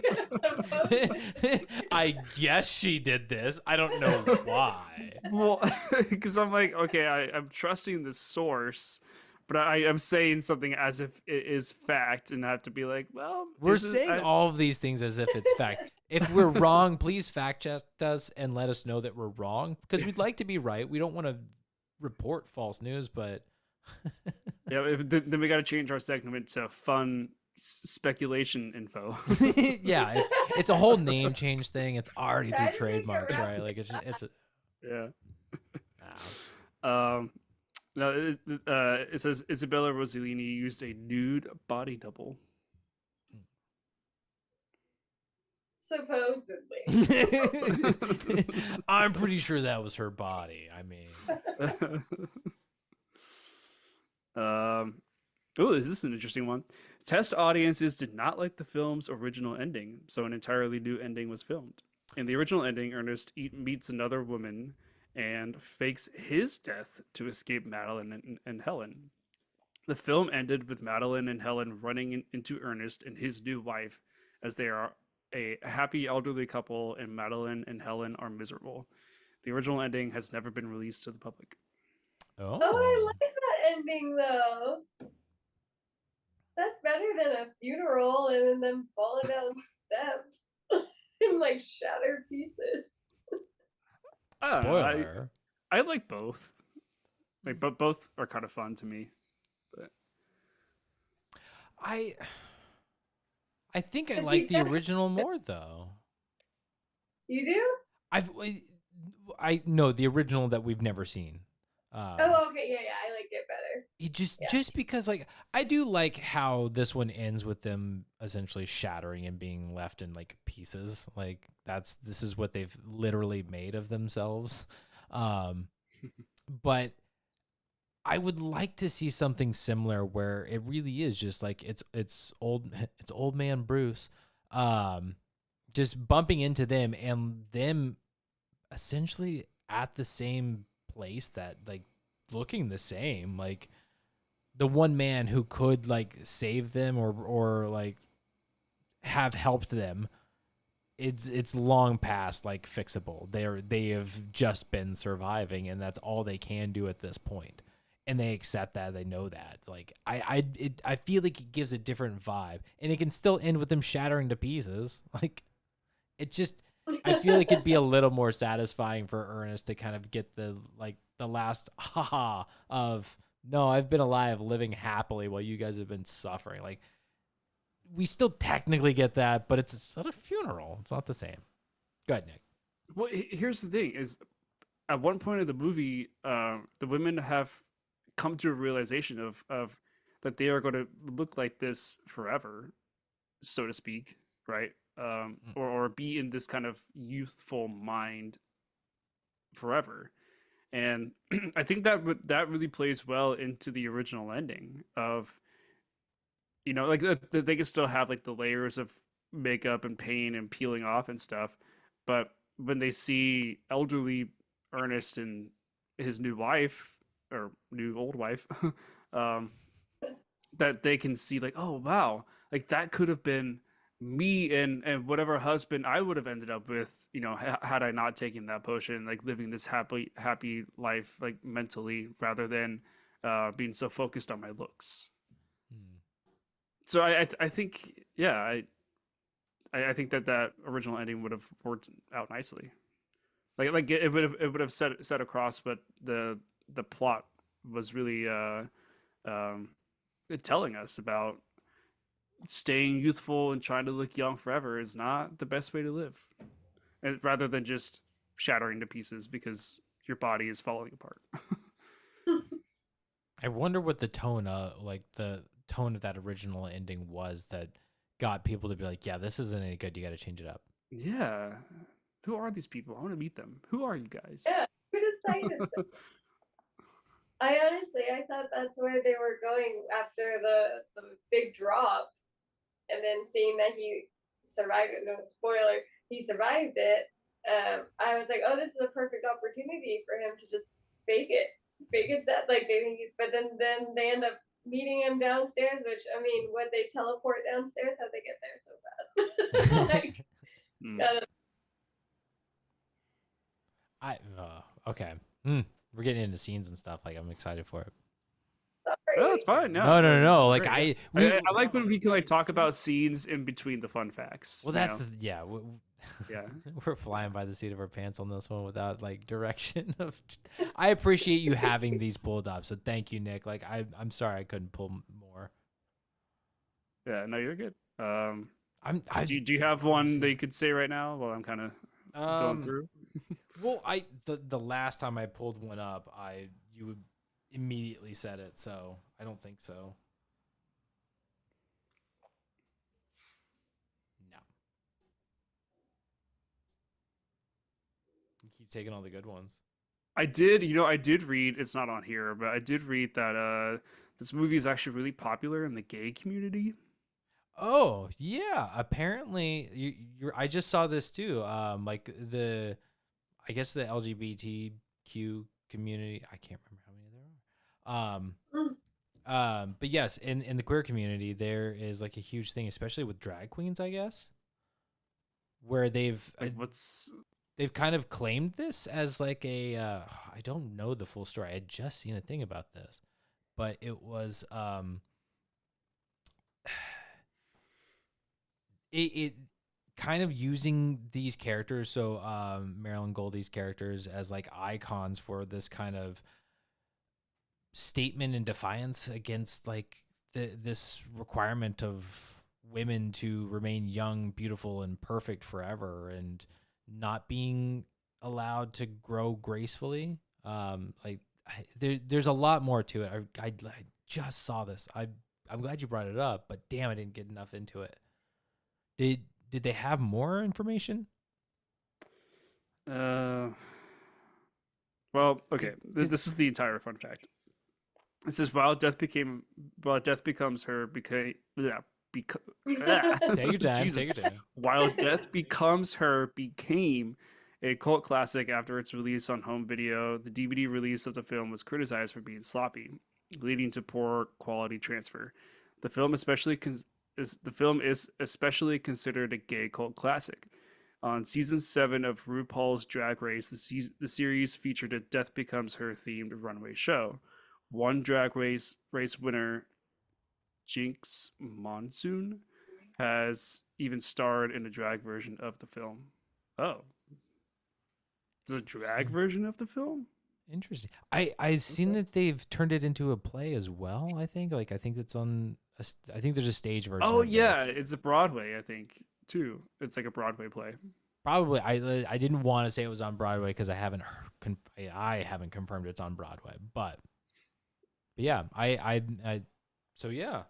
I know there's more nuance to it, but it has been apparently taken up by the queer community. So fun stuff. Ooh, this is a really interesting one because I had this thought. This is funny. Okay. In an early draft of the script, Liesel was going to literally be Cleopatra. Oh. Which is super interesting to me because the first time I saw her on screen, I was like, wow, she's giving me Cleopatra vibes. I was a little disappointed when did you guys have that thought too, or is it just me? I didn't know, but now that you mentioned it, yeah. Yeah. I didn't think Cleopatra, like but now I was you disappointed see it? that she was 78 or whatever it was. Like, I was hoping like she was gonna say like she was 250. Same. Like 78, and I was like, I mean, okay. I was expecting like I'm 365 years old. Yeah, hit me with the big number. Yeah. 78. Not I'm like like, or maybe that's kind of the point, right? It's like that's really not that old, I guess, but like that's they make it feel as if it's ancient. Yeah. The events of the film take place between 1978, when Madeline and Ernest meet, and 2029, when Ernest has his funeral.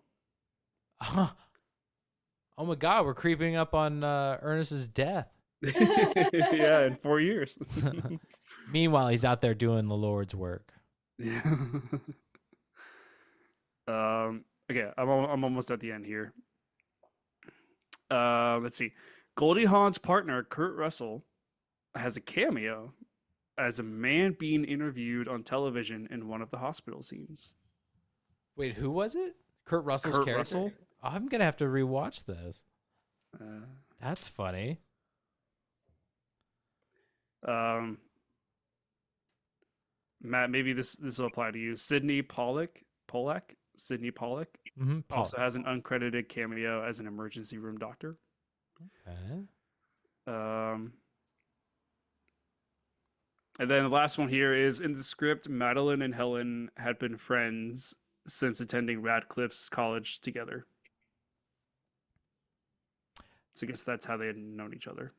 It was only college. They had like this vibe that they'd been around since like grade school. Like they've known each other for life. Like a long history of like Yeah. rivalry or something. Yeah. They're just college-aged frenemies that have become this. My God. Yeah.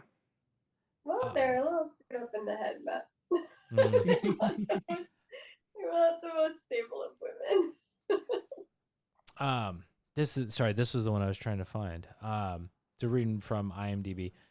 This film has often been said to be like an extended episode of Tales from the Crypt by fans of the show, especially considering that director Robert Zemeckis had produced the show while he had concurrently directed this film. I believe that there was design that this script or something was originally supposed to be like a sequel to the Tales from the Crypt movie. So it was like supposed to be kind of a sequel to that, but it expanded and changed a little bit, so it became a little bit more. But have either of you seen Tales from the Crypt? Nope. Very long time ago. Okay. Like very long ago. With whatever you can remember of that and like this movie in mind, does it not feel like straight in, like with the fact that I just read that like he was directing the show as well at this point, like it has the Tales from the Crypt vibe. Yeah. The campiness, this Madeline's home itself is very Tales of the Crypty feel for sure. Yeah. So to me, that's one of those things that I feel is probably why this movie is faulted a bit in its script and things like that. I was like, it was initially designed a certain way and expanded to be something more, and that's where I feel like, or filling time or whatever it was that they tried to do to expand this into like a feature-length film, it ended up kind of falling a little bit short. It gives the feeling that this wasn't like an original idea that was isolated that somebody came up with and then wrote a script on just their own like creative writing. Like it does kind of feel like it could be like a 1 hour special episode for a TV show or something, you know? Yeah. It kind of just gives that feeling. Well, and that's the stuff that I say I want more with this one, and by that it's mostly detail and that kind of a thing. But with that in mind, it's like I can get more from less. Like this doesn't have to be an hour and 45 minutes or whatever it is. Like this could have been like you said, an hour long episode and just fine. Yeah. Cool. That's all I got. All right. I don't have any more either, and we've been stretching this out for a lot of good while. facts. Like, for there's sure. a lot of good facts in there. Yeah. But let's hop into the movie, right? Since we don't take breaks anymore, let's just roll on in. So let's start at the beginning. A very good place to start. Um, the opening music sounded a lot like Psycho to any like to me right at the beginning, and then it's the title drop, and then it got real whimsical. Did anybody else have that vibe? No. It Not that I Actually, recall. the music. it Yeah. specifically Oh, so I'm concerned about myself. when no, like I said, so it's the beginning of the song. It reminds me of like when Marion is driving in the car and it's just a dun, dun, dun, like you just kind of like some violin and just it's really tense and a lot of violin. And the second the title drops, it gets really whimsical, it lightens up, and now we're having fun. It's like it goes from psycho scary to hey, let's have a good time. It's going to be a lot of fun. We got a musical. It's a big show. Let's have, like it just, the vibe changes entirely from like 1 second to the next. Nobody else, like just me, just Didn't me. get didn't get that. The only thing that I thought based on this intro was I thought this was going to be a musical. Same. Oh, Yeah. I'm glad it's not. I'm glad it's not too, but it's just the vibe it giving me. It's if it's a musical on Broadway, which I assume it is, I'd be interested into seeing that version of this story. But this one, as is, I'm glad it is not. Yeah. Actually, I think the musical came out in 2024, so I'm gonna have to find this on Spotify and start listening to some new show tunes. I will say, when I saw the beginning, I didn't understand why the people were like so upset about the show. I didn't think Right? it was bad. Yeah. I was so annoyed that so many people were like just getting up in the middle of it and walking away. And Yeah. some guy was like sound asleep. Oh my god, that I could see. But one of the guys was just like eyes did not blink, glued on to Meryl. I mean, that was Ernest, but he Yeah. was like so enthralled by her. It's really a mixed bag of a crowd. Yeah, what? I was like, what is that? Like, you like this show? How am I supposed to feel right now? it all of it felt so strange, right? Because even they're talking about Madeline's character like she's already so old. It's like somebody drops a line about like digging up the grave or something, right? Like they really dug up the grave on this for Madeline. Like and then you see her in the mirror and everything, like she's just like, oh, wrinkles, and it's like, you are fine. What are you talking about? Like Yeah. This is you're a not. nitpick. But I realize that they're setting the world and everything, like really putting that expectation of what the whole message is of this movie. But it feels like Twilight Zone, right? Where it's like Mhm. you're telling me this crazy thing, and I'm like, I'm just supposed to believe it, and it's like you guys are nuts. Yeah, he's like, I don't see it. But also, like that show was maybe the show was bad. And, like I was surprised that was the final number, but like it couldn't have been that bad, right? Yeah. Couldn't have been that bad. Yeah. Her looking at herself in the mirror, like I I I wasn't sure like how much passage in time had happened here, but like why so suddenly? Like, or is it sudden that she's thinking of herself as being old, or has she been thinking this for a long time? I think it's probably like the reviews that she's getting from other people, like saying her career is kind of washed up. I don't think it might be anything that she even thinks herself. She just heard enough Mm. hate coming from it. I do think that she's probably been obsessed with it. Like, I mean, she's an actress in Hollywood, and well, I assume she's in Hollywood, but she's probably at Broadway at this point, right? Like, it was if she's on Yeah, I think this stage, is Broadway. yeah.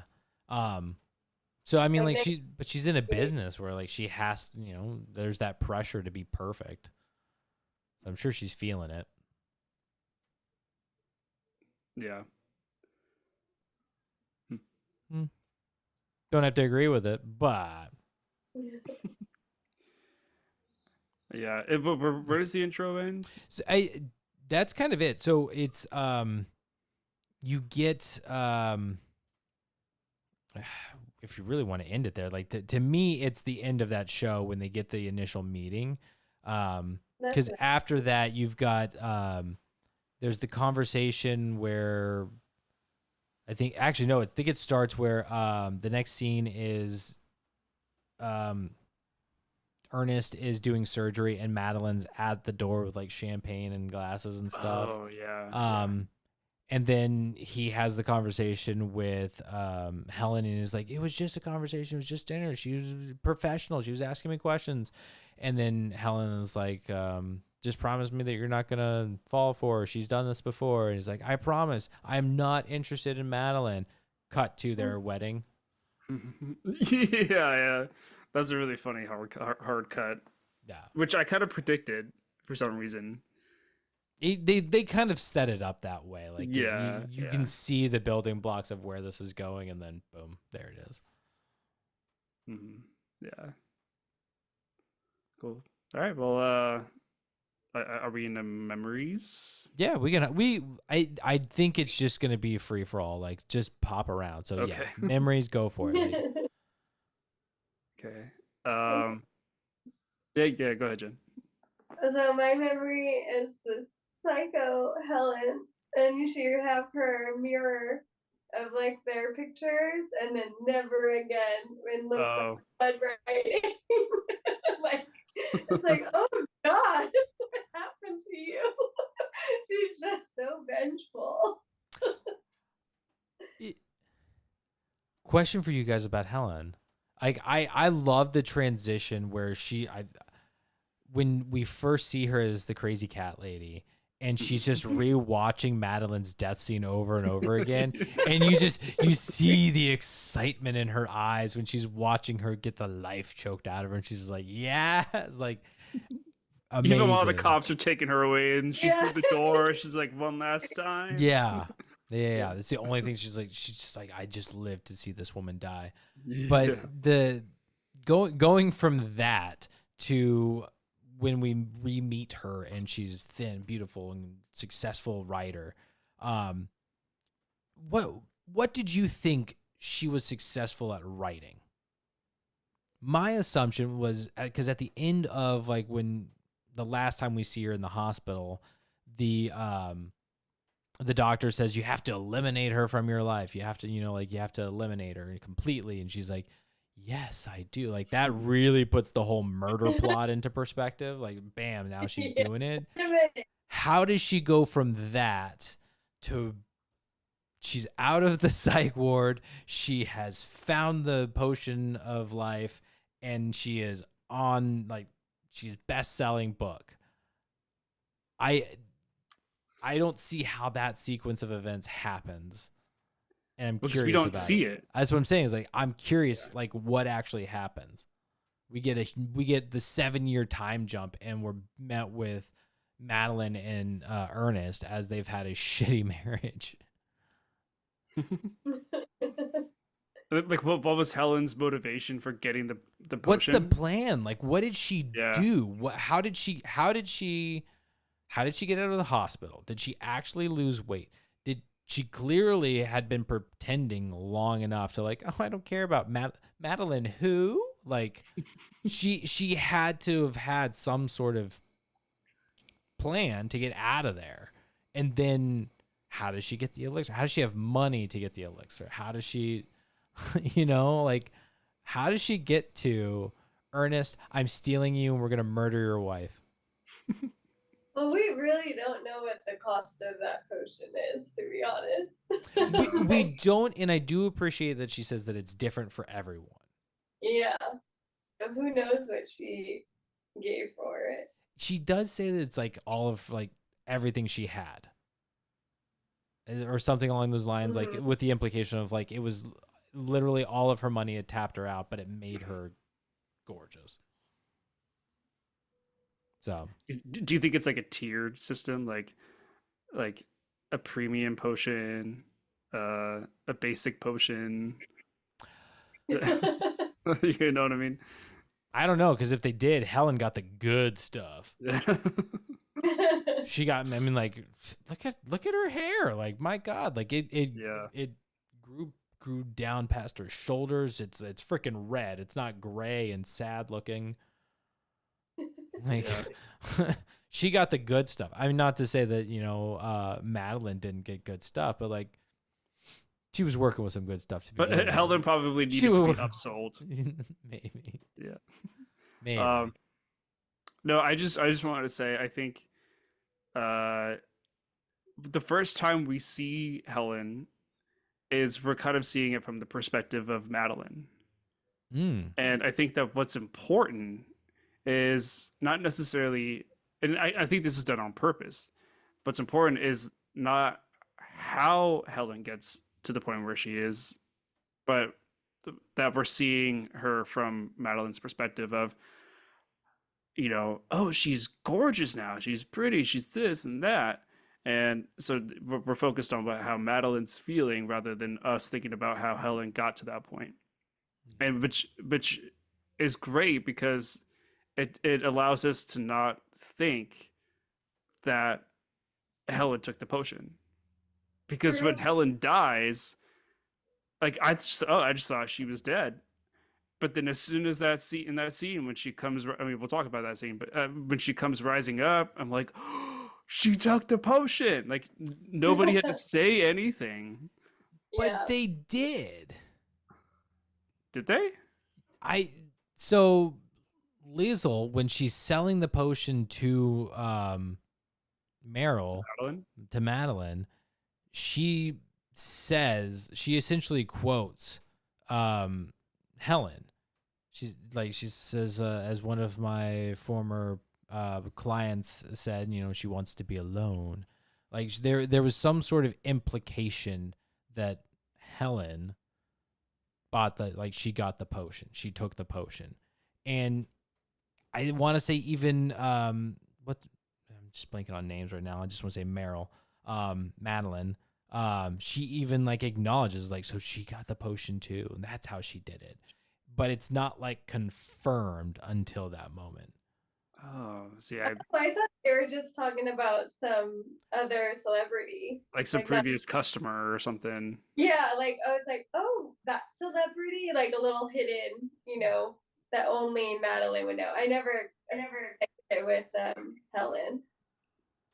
So Jen, were you surprised like I was when after Helen dies, I think is coming out of the water? Like, were you surprised of oh, she took the potion too? Yeah. Or, oh, that was her, right? Like you didn't suspect that she had taken it at all. Like you thought that maybe she had just naturally lost the weight or whatever, right? Yeah. See, I thought that too. Yeah, her glow up and was I need to get my life together, but still be that crazy person. I mean, I need to make it look like I have it together, but still be absolutely nuts. I mean, both of those women be crazy. Yeah. But no, I'm with you, and I liked how you described it. It's if they made it in a way that we, as the viewer, you wouldn't even think about her taking the potion. Yeah. That might have upped my score a little bit had I had that thought. Oh well. I have a nitpick about if we would just want to talk about the Helen being killed scene. It's your night, man. I've got a little nitpick about it.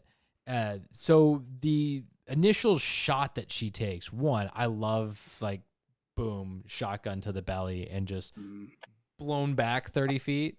It was really, really fun shot. So it was just fun shot. Yeah. Oh, absolutely ridiculous, but so much fun.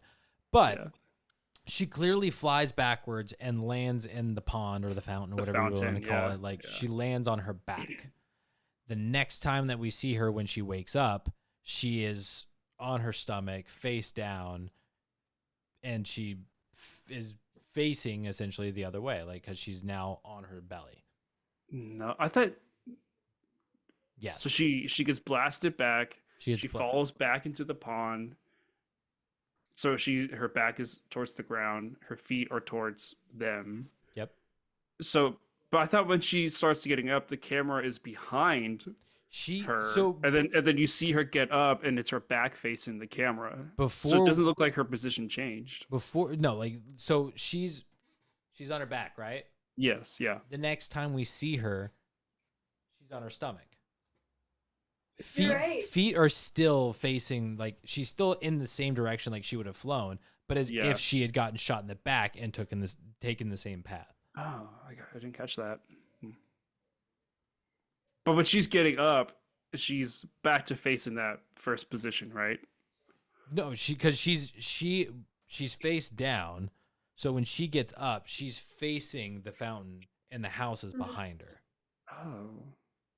If she were to have gotten up correctly, she would have had to have, like, sat up in the pool and she'd be facing the house. Okay. Huh, You know, here's the dark question: is would a dead body turn over in like a wave pool? I mean, I don't think it's a big enough fountain to, like, have rotated her.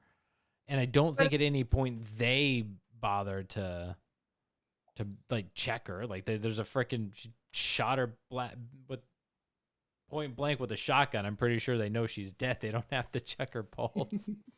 Mm-hmm.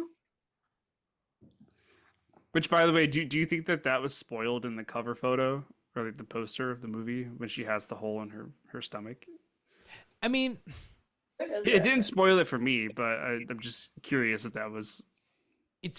I like this poster, the one where you can see Meryl's head turned backwards and the whole, like, it does spoil what happens to them, but it's cheeky and fun, and especially when you've seen the movie before, like, it's a fun reference.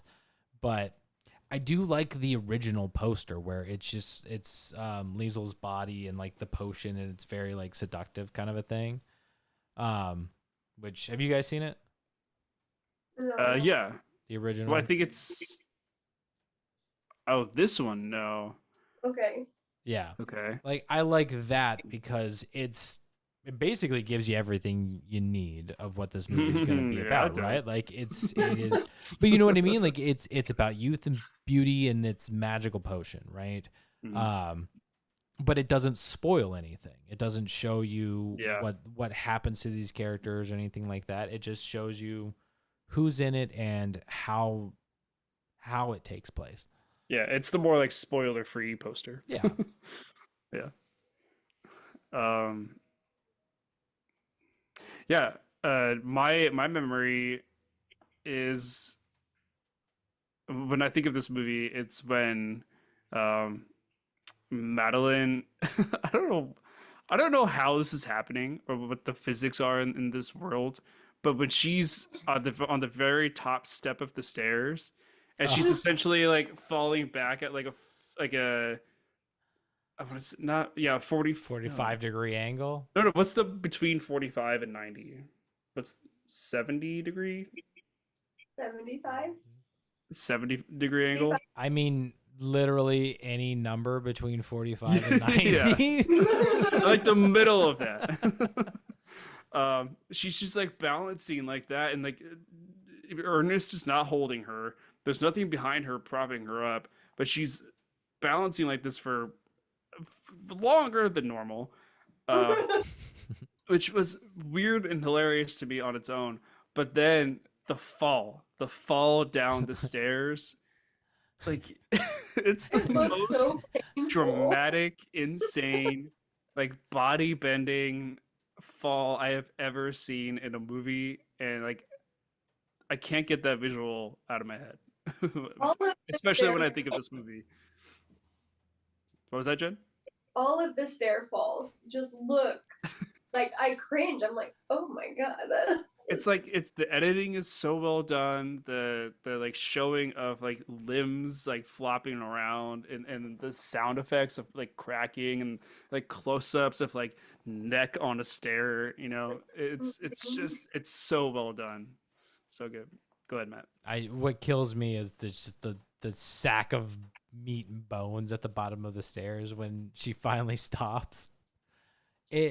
Oh, Her body, the sack of bones and me. Like she's just, yeah, she's so twisted and contorted. Like you said, she went down those stairs and freaking, oh, it was she's decimated. mush. She is mush. Yeah. It's Her just, legs are like it's like she's doing the splits and like defying the splits. Like it's like her legs are just so like in a V shape almost, and then her arm is like on the other side of her. It's crazy position to land in. it is why I love the campiness of this movie. Like Yeah. it's so it sets you up where she's literally floating at an angle that is impossible. And they share the whole moment where she is like, "You're gonna let me go, aren't you?" And she's like, and what does he do? Just a little boop. Yeah. Like that's the little piece that That's needed. literally the tipping point. That's Yeah. what it needed. That's what she needed was that little bit. Bless you. Let's So yeah, it sets you up with that craziness at the start, and then she just the gnarliest fall down the stairs and the sack of meat. It's just it's funny. Brutal. It's gross and brutal, Yeah. but you have to laugh at how ridiculous it is, right? Oh, absolutely. I mean, I can't remember. I can't remember what movie it is, but all I can picture is maybe it's It Chapter 2 or something like that, where it's just like the clown or something, but like a twisted body that just sort of like uncrinkles until it finally forms like a standing person. Like that's what it felt like watching her reassemble herself in the background and just like trying to get her head up. You know? Yeah. It's cool watching just this mash of nothing Yeah. and become a person again.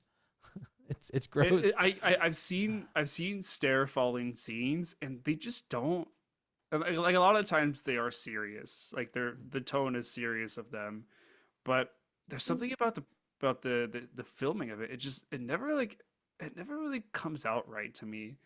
It's very like, oh, that's clearly a stunt double, or they're just like rolling down the entire time, or it's always like a far away shot, so it's like, eh, I don't know, it's not like super exciting to It's watch.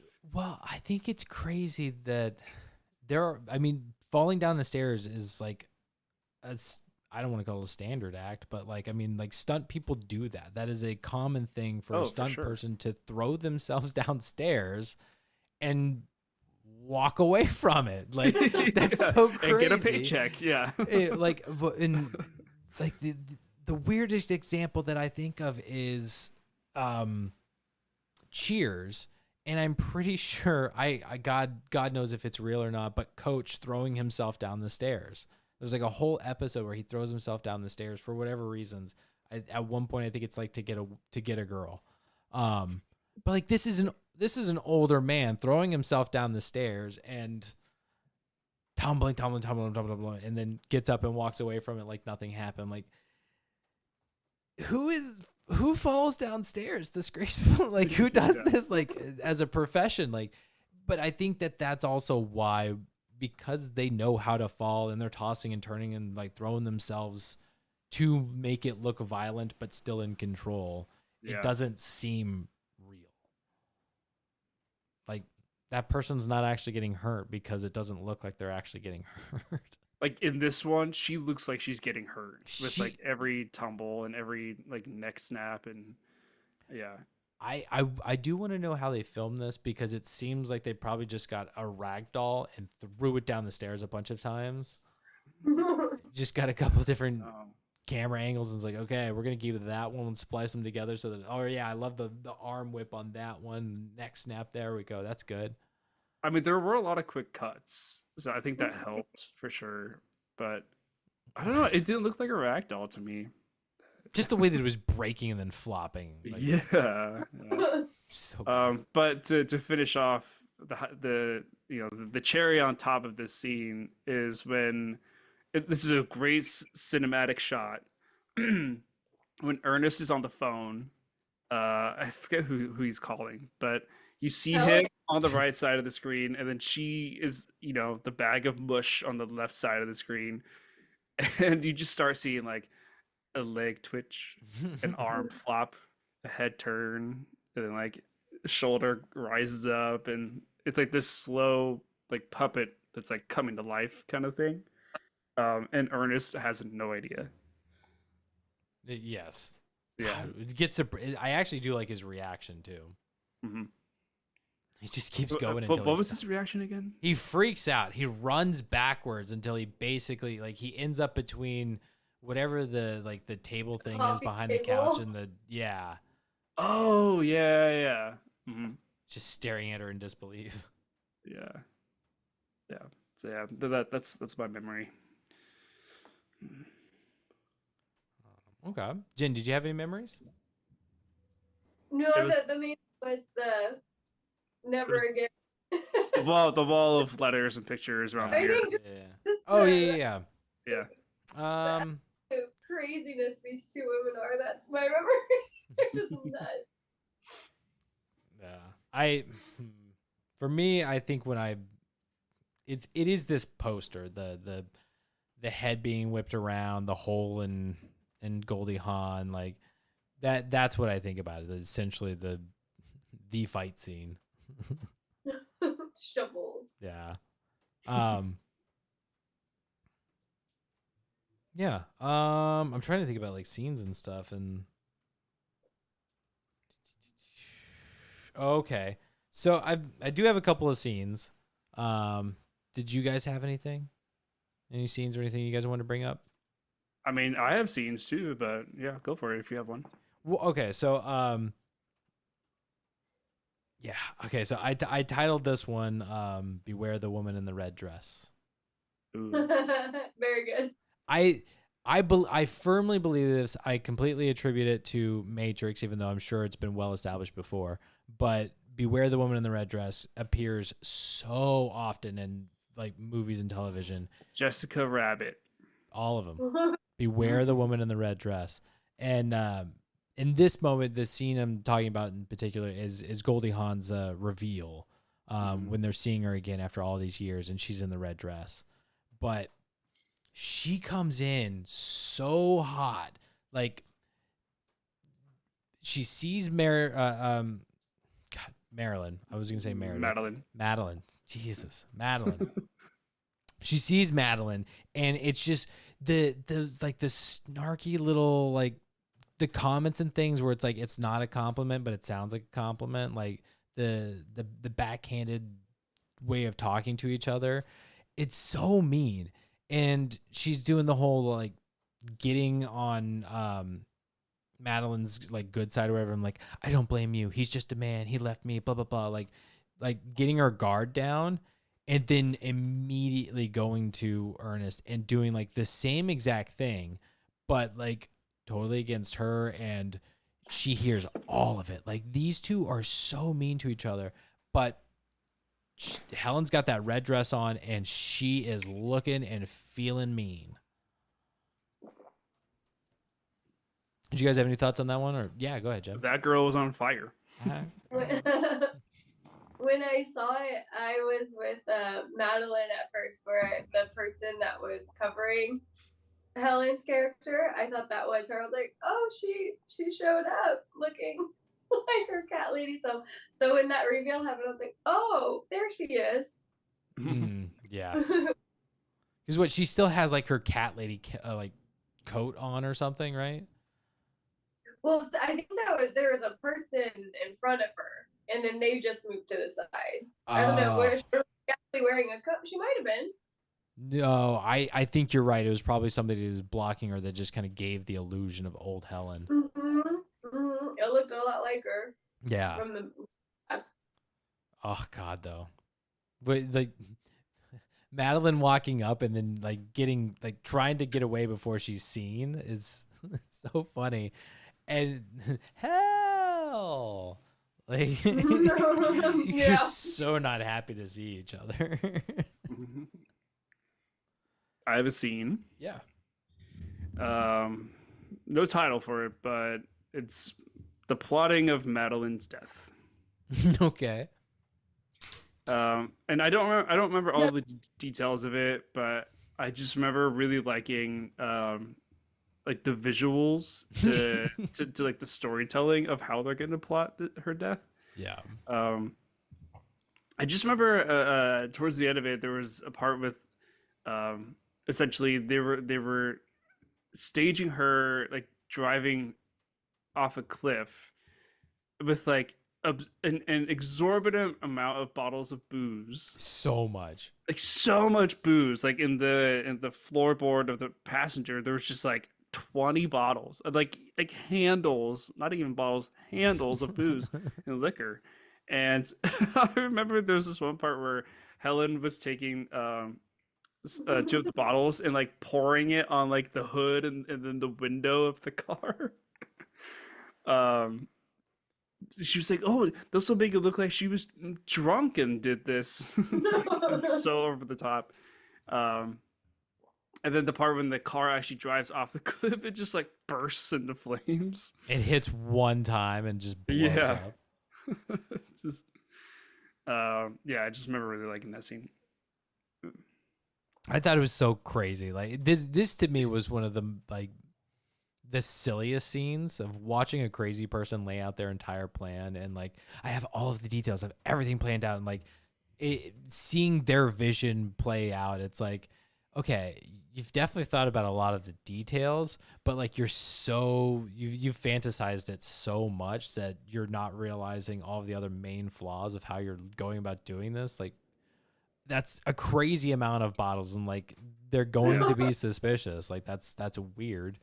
The car does not explode like that immediately. Like just it's all of the different things, but also like her blood alcohol content. How are they gonna get her blood alcohol content if you've burnt her to a crisp? Like, Oh wait, wasn't there a part where they did test her blood alcohol content and they were like, "Oh, it's a 40 or a 4 it's a or something." 4.40, yeah. 4.40, yeah. But Yeah, like which seriously, is probably the highest it goes. I don't know. without like killing yourself, I guess. Yeah. Yeah. Either way, though, it's like how do you get a blood sample from somebody who is one dead and has been burned, like Yeah. fried because they're surrounded by alcohol and gasoline? Didn't they like prick her skin or something, or like They take just something show off her of hand, her charred hand comes up. Like that's Oh, is that all it was? yeah, It's it's I like thought they actually like did something to her skin. no, like it's just Yeah. like just a charred hand. Yeah. Oh god, the murder scene is so great.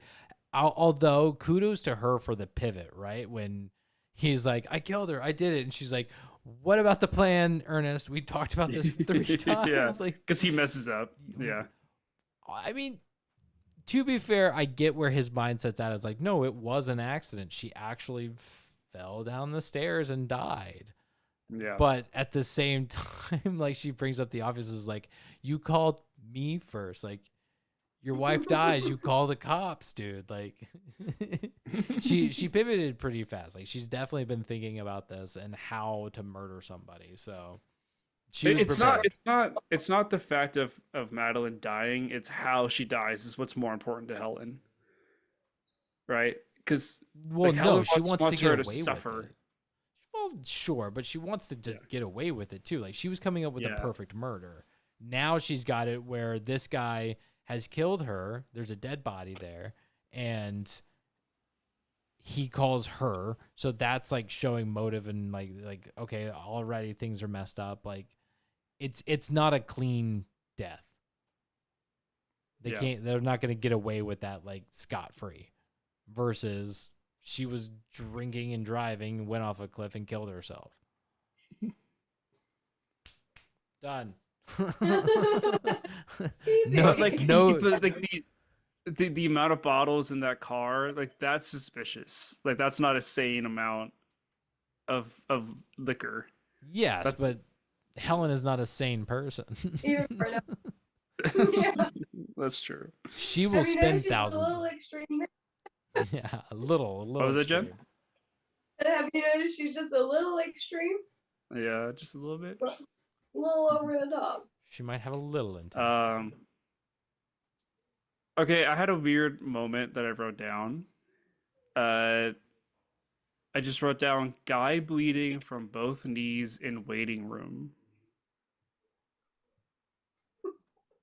Yes. Do you know what I'm talking about, Matt? I think he's a tennis player. He looks like a tennis player. Yeah. Yeah, I couldn't tell you. I imagine it might have been from diving, or maybe it's a pop culture reference to something. I'm not sure. It looked like somebody shot the both of his knees, like up close, point blank.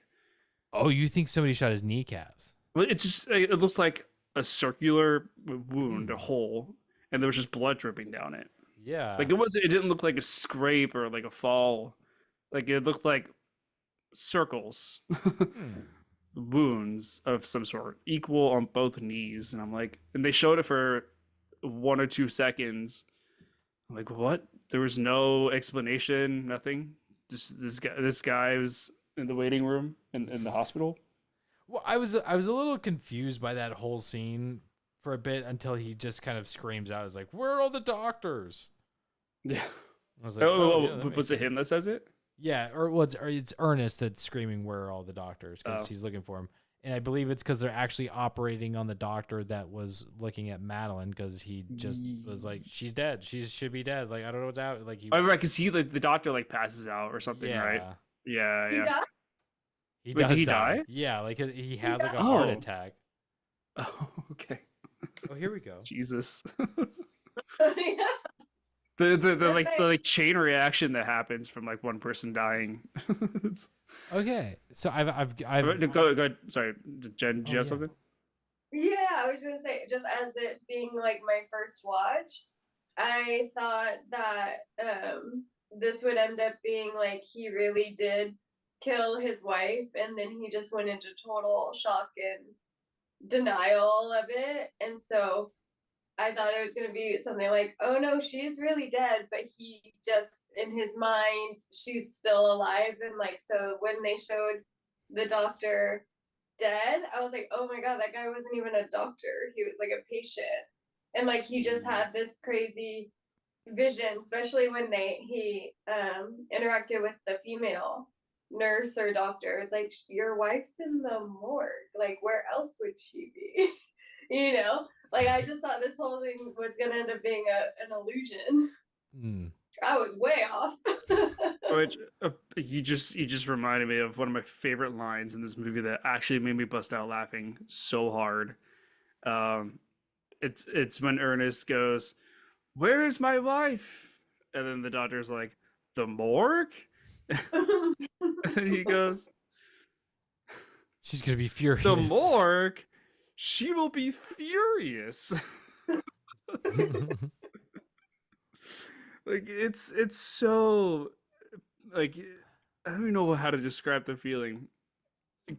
Somebody being at a morgue means that they're dead and that they won't have a reaction to anything. right. So to hear somebody say, "Oh, they're at the morgue," they'll be furious that they're at the morgue. And then he goes to the morgue and pulls out her filing cabinet, whatever those are called. Like unbags her, and then she's just like, "What am I doing here?" I did appreciate like her being so scared though. Like Yeah. I don't know what it's like to be dead. But I found it. Oh yeah, yeah, that's it. Oop, let me get the right angle.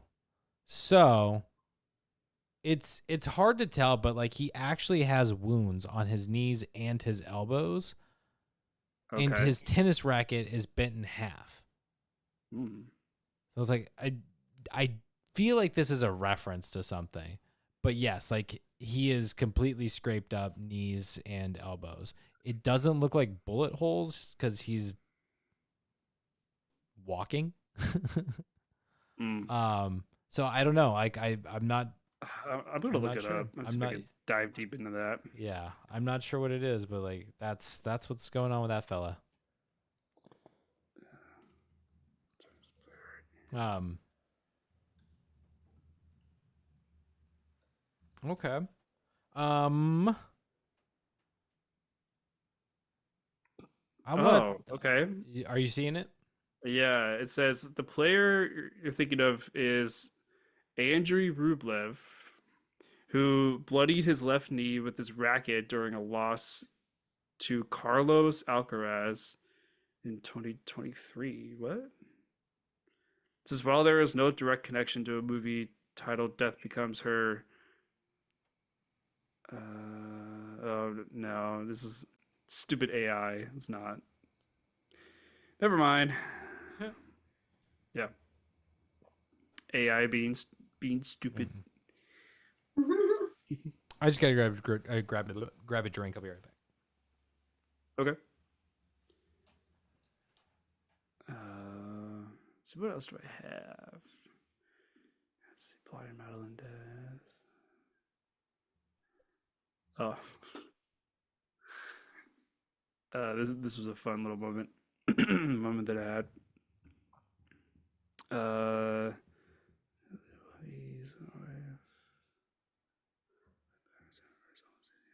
Oh, that's scene. Yeah, okay. So Jen, did you notice? This was a small moment. I believe it's towards the beginning when Madeline is driving. It's pouring rain at this point. Oh, crying. Yes, and there's a cut. There's a camera shot. It shows the headlights of the car, and there were tiny like wipers on the Yeah. on the headlight. You I saw did that? notice. Yeah. I was like, what are those gonna do? Yeah, like it's not gonna make your light any more clear. Like, Rich I people. feel like that was just a joke that they wanted to write in, you know? Yeah, just to have it. Yeah, unless if it was symbolic to her crying and like wiping tears off of her eyes. Well, I feel like Madeline's character is a little ditzy. Hmm. Like she's not the sharpest tool in the shed. Yeah. So maybe it's just to kind of show that. Like she has something on her car that's not functioning like what she thinks it is. Like, oh, I have windshield wipers for my windshield. I should get headlight wipers because that'll Yeah. work. Yeah. Yeah. Because rich people accessories. Who knows? Yeah, yeah. I know. I can see that for sure. Oh, that's Matt. Matt, did you notice um when Madeline was driving in the beginning in the pouring rain that her headlights had little windshield wipers on them? I didn't. You didn't? I did notice the headlights. No, all I can ever think about in so many of those movies, is like when they're going and they're driving in the rain and everything. The windshield is getting hit with so much rain. I'm like, you can't see shit. Like yet somehow they're bobbing and weaving with comfort. I'm like, no. Nope. Go because you have the movie up. I think scroll to that scene where she's driving. It's towards the beginning. Where she's crying and it's pouring rain. There's a quick shot to the headlights. It's like a side shot of the headlights, and there's just tiny little windshield wipers on the headlights. I didn't have the movie up. I was on IMDb. Yeah. Oh, I thought you had it up. But... I'm gonna see if I can find it though. Yeah, it was just it was one of those moments where I thought like this does not add to the plot at all. Like it was just a joke that somebody wanted to write in. I mean, I would believe the car actually had them. Like I think it would be a real thing. I think they've done it before. I thought it would be symbolic because she's crying in this scene, and that these would be like wipers for her, like wiping her tears. Maybe. Sorry, I got to run real fast and grab a towel. I'll be right back. Oh, you're good. Do we want to take a 5? Yeah. Let's take a 5. I gotta pee. Yeah.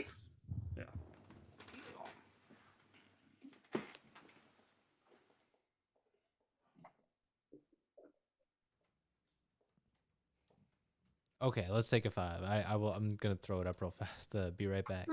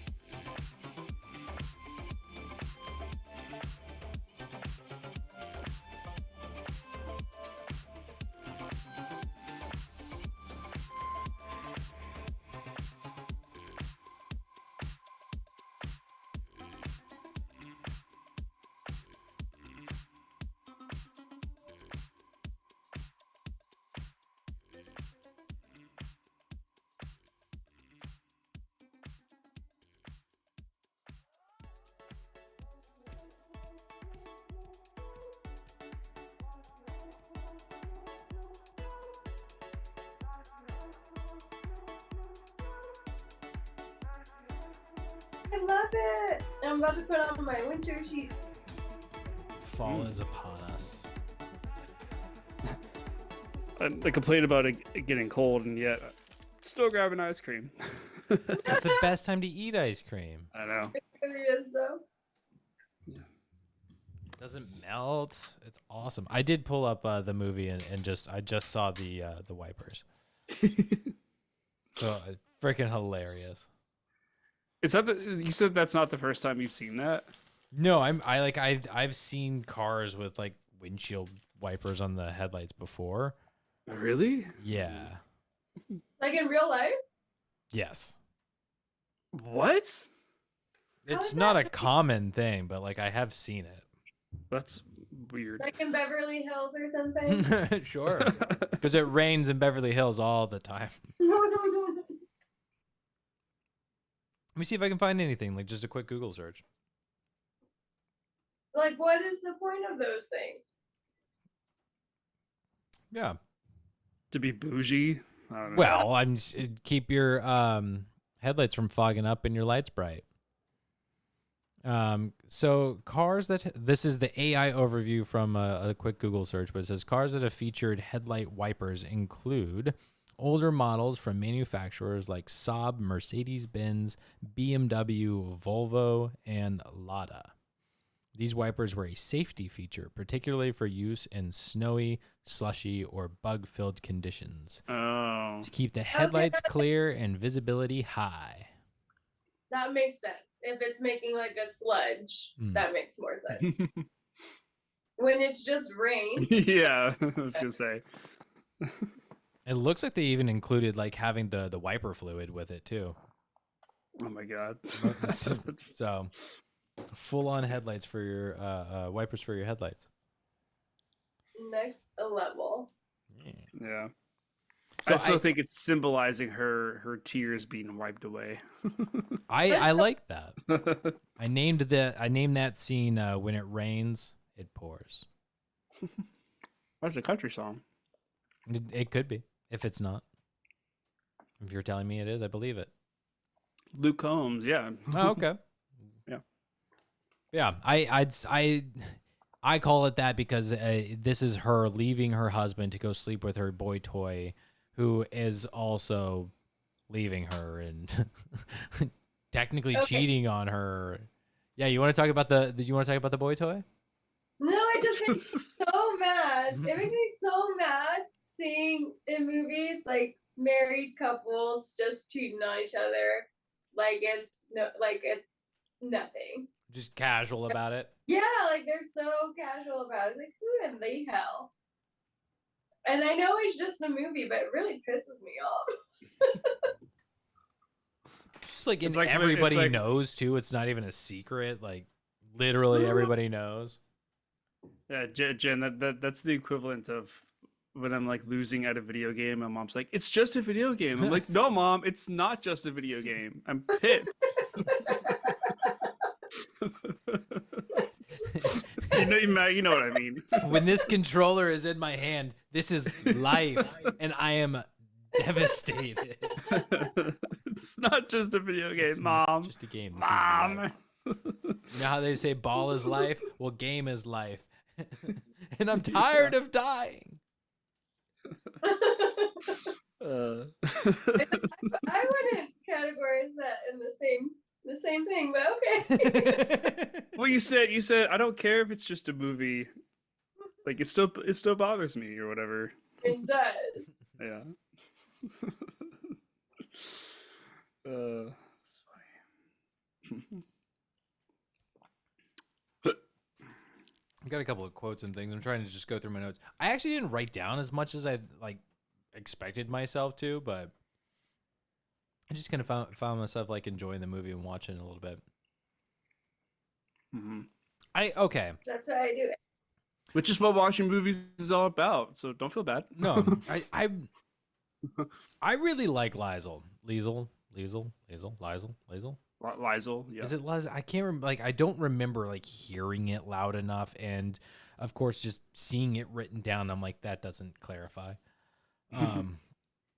But I really, so I guess I should say Isabella Rossellini. I love what she does with this character. I mean, she is if it's classic Hollywood, right? She steps on screen and she owns it. You can't take your eyes off her. She is in complete control the moment you walk through that door. And it's amazing. She just has this power. And the subtle acting that she does is she's doing selling the magic, and she goes all crazy eyes, and there's moments when she just kind of loses the suave sexiness, and she gets a little she gets a little spooky, you know?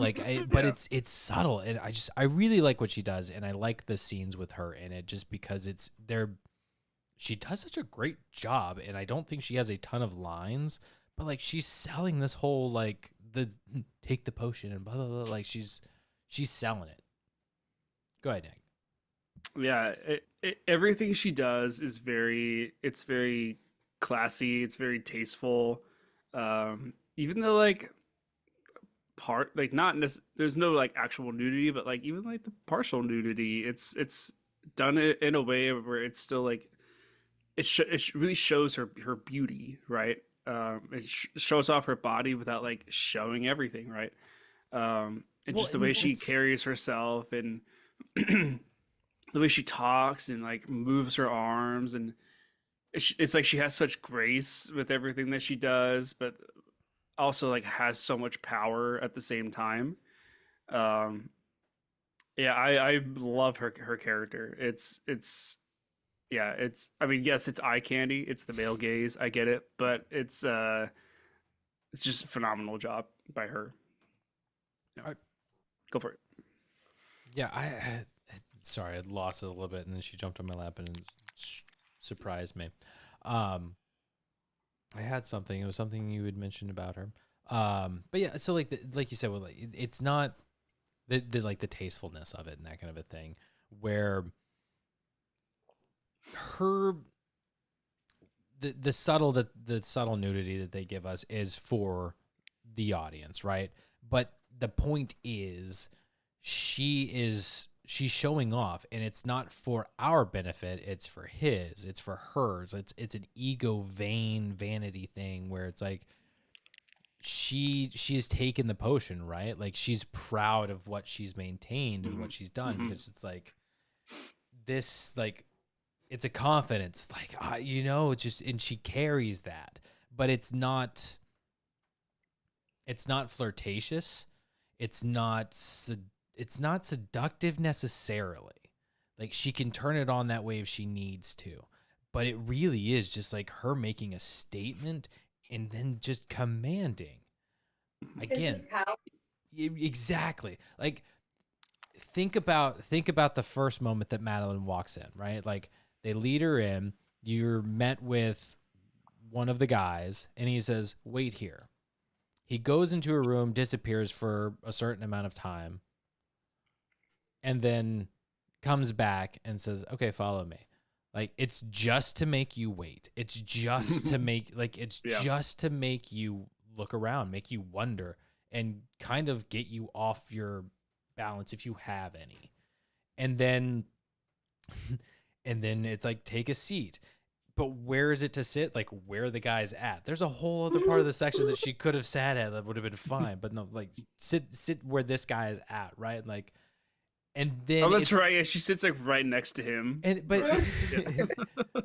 and then it's the reveal of Liesel, and she just is like, give my friend a freaking place to sit. Like she just like kind of calls out from nowhere, and it's like she's been there the whole time. She made you wait. She made you uncomfortable by sitting next to this guy. Like she's doing all of this because of, like you said, Jen, power and control, like and the vanity of it all too. Of like, this is me. This is what I can offer you. Like it's so good, and she does it so well. That's a Taylor Swift lyric right there. I believe So it. good, She's but written a does it million so well. songs. Yeah, something like that. Yeah, I agree with all of that. It's like it's about building suspense, right? And obviously, when these two women are going to, this random address that they have no idea what to expect. They're in a very vulnerable state, right? They are. It's almost like their emotions are kind of preyed on a little bit, because of their vulnerability of wanting this change about them. And Liesel like does it in a way to not like make them feel bad about it, or like put them down in any way, but it's really to build suspense and wonder and anticipation. Are you quoting Rocky Horror to me, sir? No, I heard that from somewhere else, but maybe it is from Rocky. It is from Rocky Horror Picture Show. Absolutely. I have never seen that movie, so yeah, I can't. I see you shiver with anticipation.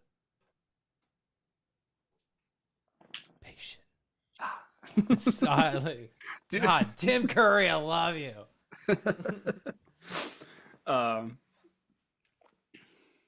Yeah, I don't know. I think we've said it all, but Liesel's great. Why do you have to go and send me down the Rocky Horror Picture Show rabbit hole? Why would you do that? You brought it upon yourself, bro. You did it. You quoted not knowing, and you did this to me. Now I want to talk about Rocky Horror Picture Show. You did this. My only recommendation. Okay, well, how about this? I'll tangent. I'll pivot. Look. My one statement for it. My one statement for it when we move on. Okay. I think you guys should watch Rocky Horror Picture Show. However, I think it's on Netflix. However, I would recommend going to see Rocky Horror live. So seeing a live production of it, the play, and then watching the movie. Mm. Here's my warning for Rocky Horror Picture Show. It's weird. It makes no sense. It's silly. It's nuts. Is it avant-garde? Yes, to the nth degree. Hey, avant-garde. It's so weird, but just take it for what it is. It's fun. It's it's fun. It's fun. It's fun. Like, oh my God. This is why I say go see it live, because it was a stage play first that it was adapted to a movie, which is why it goes from Rocky Horror to Rocky Horror Picture Show. Yeah. But go see live. It's an experience. Like it's not just, oh, we're watching people on stage. No. They're in the audience. You as the audience are part of the show. You're engaging in the things that the people are saying, and they're expecting you to do so. Oh no, I don't like that. Oh, you have no clue. You have no clue. Just experience it once, never again. That's all I ask. Stage production of Rocky Horror stage production of Rocky Horror, and then watch the movie. Okay, I'll keep that in mind. Mhm. All right. Go wherever you originally wanted to go. Um, I had a I guess a head scratcher. Head scratcher. Yeah, Okay. head scratcher. We haven't had one of those in a minute. I I'm trying to understand the idea of this potion. So Yeah. correct me if I'm wrong. This is what I've gathered from this movie. No matter what age, I mean, most people that would be thinking about taking this potion are at some age that's past their prime, like past their most, peak of their youth. Mm-hmm.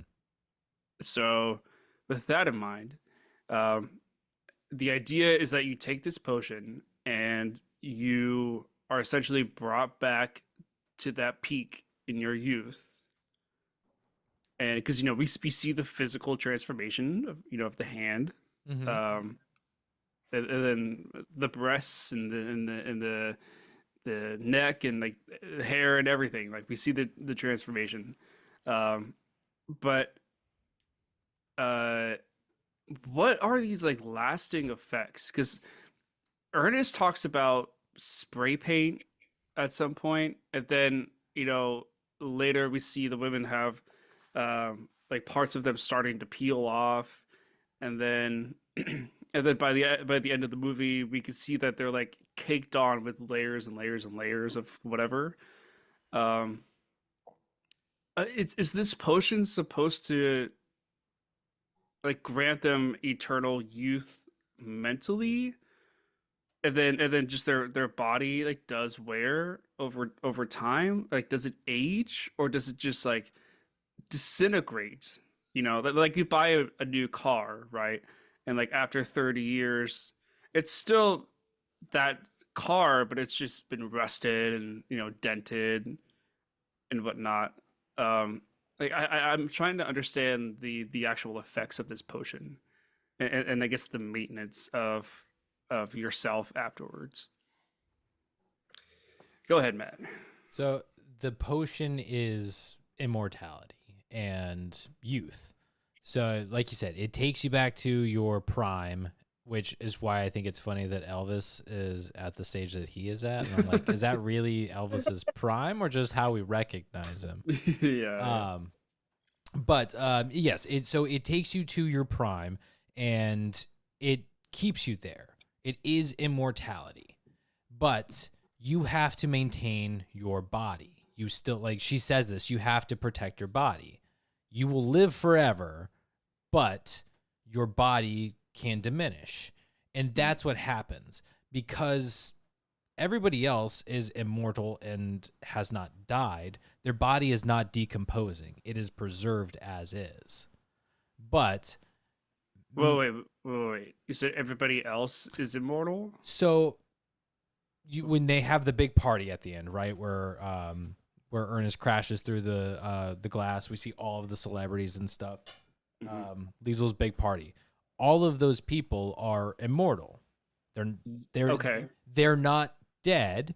Their bodies are still pristine and at their prime because they're still alive. They're immortal. They kept their bodies going. They've maintained them. They've maintained That's their what you're body. saying. Yeah. Okay. That's it. Like essentially that's just you will live forever, but you have to maintain your body. That's it. Okay. Because Madeline and Helen kill each other, their bodies are decomposing. Their bodies are not staying together. So the reason they needed to keep Ernest around was so when something was broken or falling apart, he could fix them. He's patching them up. All of the paint and everything. So if you notice, after Madeline dies, she's pale and like her eyes like change and everything. Particularly with Helen, you really see it after she's been shot. Like she goes completely pale, her eyes lose all color, and then he essentially paints them. He colors them so that they look normal. They look like human beings that are still alive, even though technically they are dead. but because they are immortal and cannot die, their bodies are dead, but they live. That's why at the end, when they're just heads, I mean, like, they're alive. They're dead, but they're alive. So you're saying that because they died after taking the potion, their body is decaying like a normal dead body would be, rather than all those celebrities that took that potion because they didn't die, their maintenance is just eat right, drink water, stay fit. Yeah. Right, because they didn't die, so they don't have that decayingness to them. Well, Okay. to be perfectly honest, Yeah. like, I mean, in theory too, like, they're in their prime, right? So like they probably have their best metabolism or whatever, but like they can overeat, you know, like they can indulge, but they're gonna live forever. So okay, so start hitting the weights, and you know, you burn it off again. Boom, like, Yeah. you know, Okay. like it's yeah, they are given their perfect body, and all they have to do is not get hit by a car. It's funny that the potion grants youthfulness and immortality. I think that's such an interesting combination, because one would say, like, if I was like if she was 60 and was like, I wanted to be young again and be in my prime, and then you drink the potion, and then it almost like goes back in time, and you go back to that body, but then you probably still have the same mindset. But then you would just continually age normally, and then, you know, as like everybody else would, and then die whenever. But adding the immortality aspect to it's interesting to me. Because why would you want to be like that forever? Vanity. I mean, I guess that's a good question for all of us. Like, would you guys drink this potion? No. Yeah. It's the same thing. It's the same thing that Ernest. Yeah, same reason. Same reason. Yeah. Thank you. You knew, Jen. You knew. Yeah.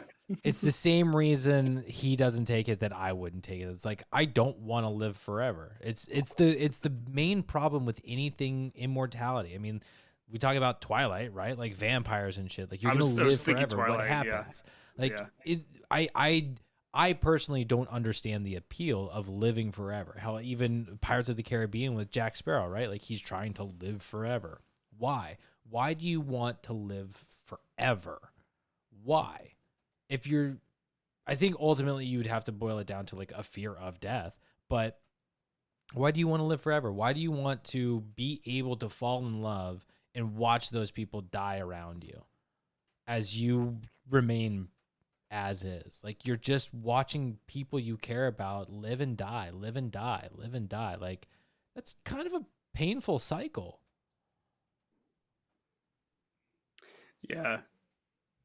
Like, if I wanted to live forever, it would be for the purpose of like seeing the world. Like, to see every sight in the world possible. And then as soon as I've seen everything, done it all, be like, all right, take my life, right? But you can't. You're But you immortal. can't. So what are you Yeah. going to do? You've done That's everything. When you've So, done like, everything, what do you do? Right, because like that's what I'm trying to think of. Like, what would be a reason for me to take this potion? And even yeah, like seeing the entire world, sure, it'd be great. But then, like, now I gotta stay in this world that I have to be in forever. You know, You know, it's interesting. Have you guys seen that's The a hard Good pill Place? to swallow. Mm. Have you guys seen The Good Place? Oh yeah, It's Yeah. a really good show. really good show. Yeah, But you know how at the end, it essentially gets to the point where it's like you can live forever. Like, that's the way to think about it, is you've reached to a degree immortality. Mhm. And now you're given the option to be like, okay, I no longer want to be immortal. I choose to just enter the ether and no longer exist. Like, that's a nice thing. Like, having that ability to like choose, like, yeah, I'm done with this. That's a nice thought.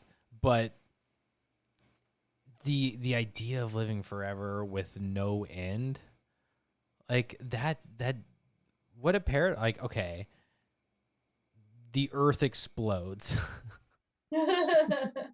Do I just simply exist in what is a void in space?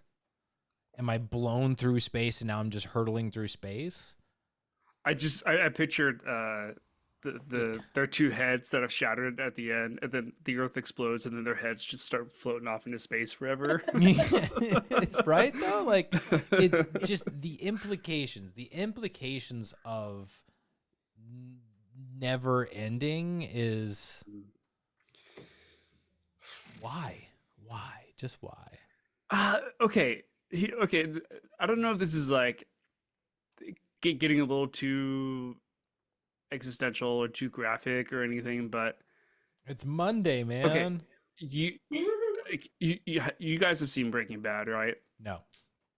A little bit of it. Oh, dang it. Okay, I won't use that. Stopped when they chopped up that guy in the whole Nick, thing. I make references. That's that you kind guys... of what I was going, where I was going with that. With the was it like pluton or acid, plutonic acid or something? I can't remember. It was gross and bad. But essentially, like disintegrating a human body chemically to where there's like no trace of them. Like you can't like rebuild them or morph them together. It's like every particle of their body has been disintegrated. And I'm trying to think, in this world, in Death Becomes Her, like if you're granted immortality, could you die that way? I think you would still technically be alive. You'd just be alive in little tiny pieces. But like would I guess your soul would still exist somewhere. Would you become a Horcrux? Yeah.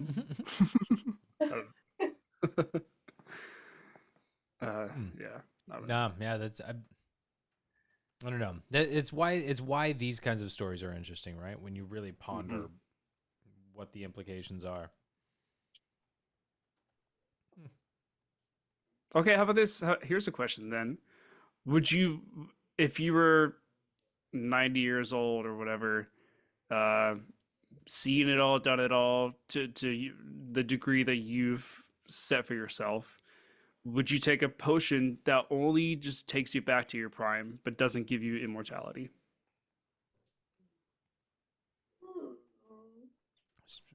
So how long do I get my prime body? I just get a restart from that point. Ooh, but you still have all the knowledge you've gained from all of those years. Okay, but how long do I get my prime body? How long do you have it for? Yeah. Like you would just age normally. So I just get a restart. Yeah, just like a restart, but with the knowledge. It's like New Game Plus. You just get the knowledge that you had for the, up until that point, going back to your prime. It's tempting. Yeah. But I do feel like, I don't know, every season of life is important. And you just have to experience it, not run away from it. And that's where vanity will get you in a way. It's like, I don't know if, because I love movement and like health and fitness and stuff like that, but I just feel like at 91, maybe I was moving my whole life and I could still do it, who knows? Yeah. But that's the only reason why I would want to is like if I was somehow stuck, like bedridden, and just to be mobile again, because oh my gosh, if I could move, I'd be so sad. I would think, like, not saying that I wish this happens, but if I was 90 years old and I had a bunch of regrets in life, or like if things didn't turn out how I wanted them to be, like if I could do things differently, I think that would be enough of a reason, maybe. But like if you married someone and after 40 years you divorce because you like really did, like you just didn't pick the right person or whatever, and you were like, if I could do it over again, and like now I know what to look for in a long-term marriage. and like live a fulfilling, happy life. Drink that potion, reset you back to your to 28 years old. You know.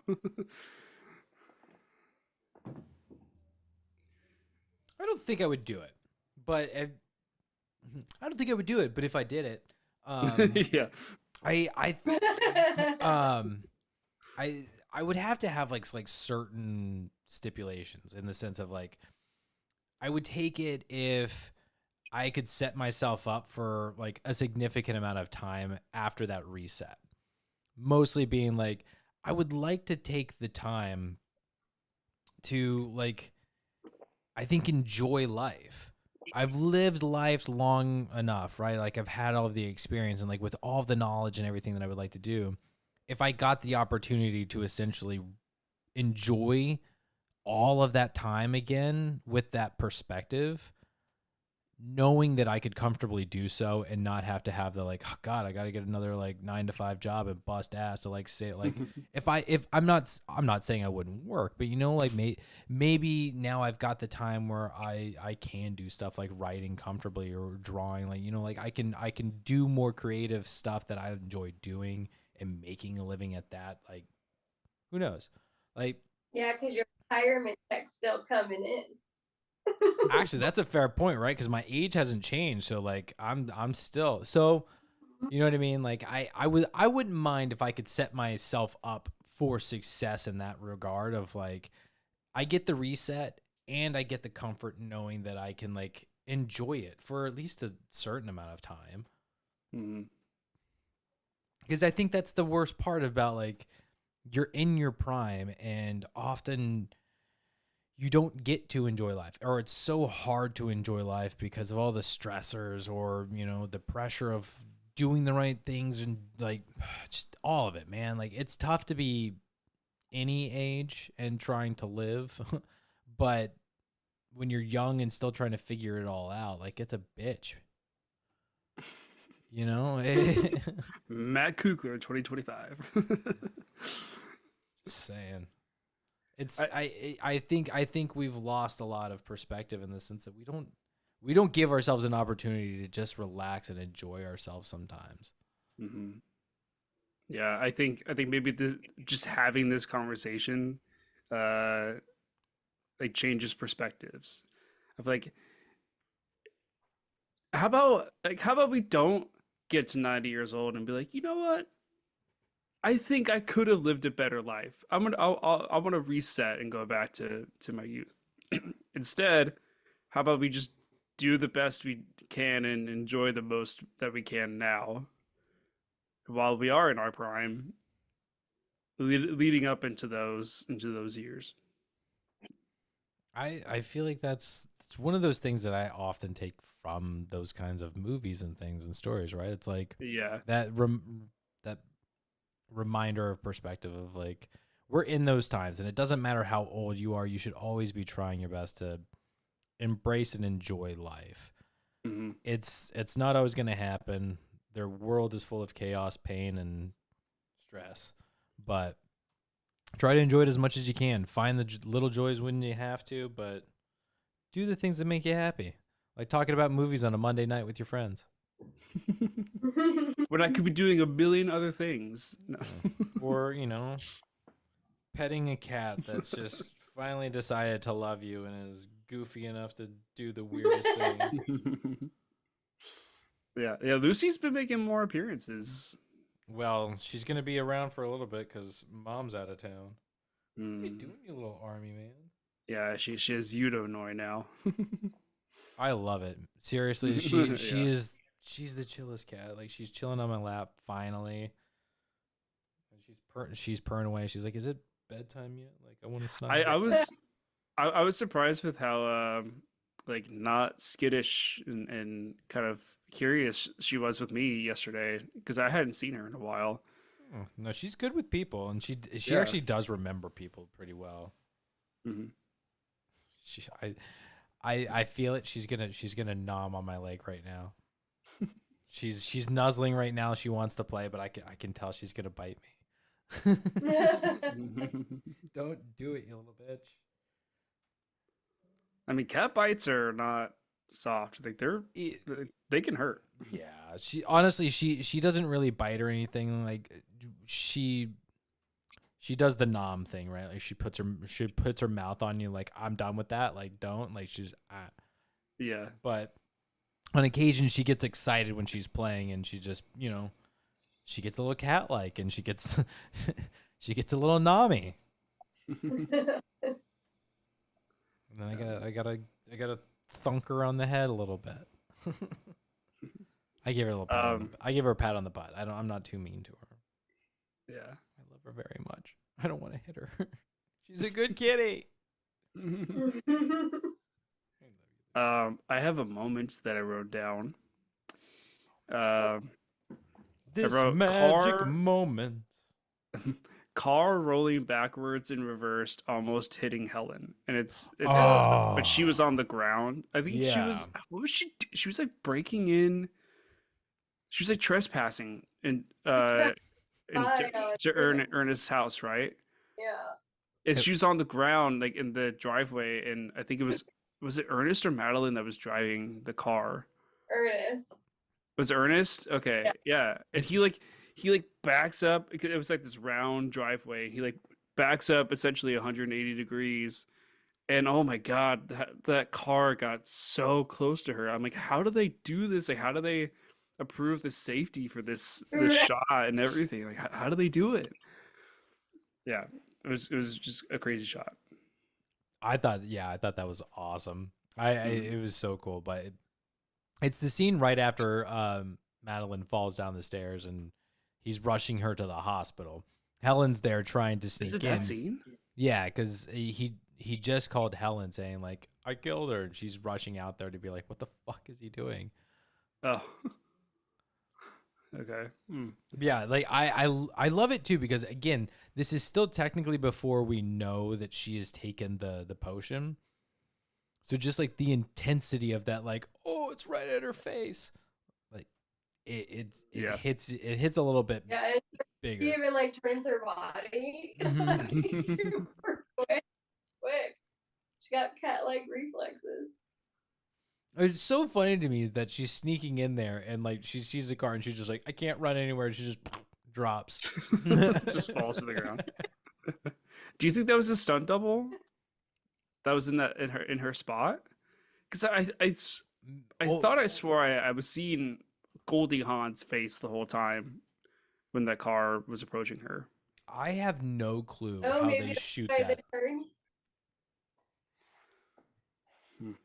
I have no clue how they shoot that stunt. Sorry, you both keep talking. Go ahead, Jen.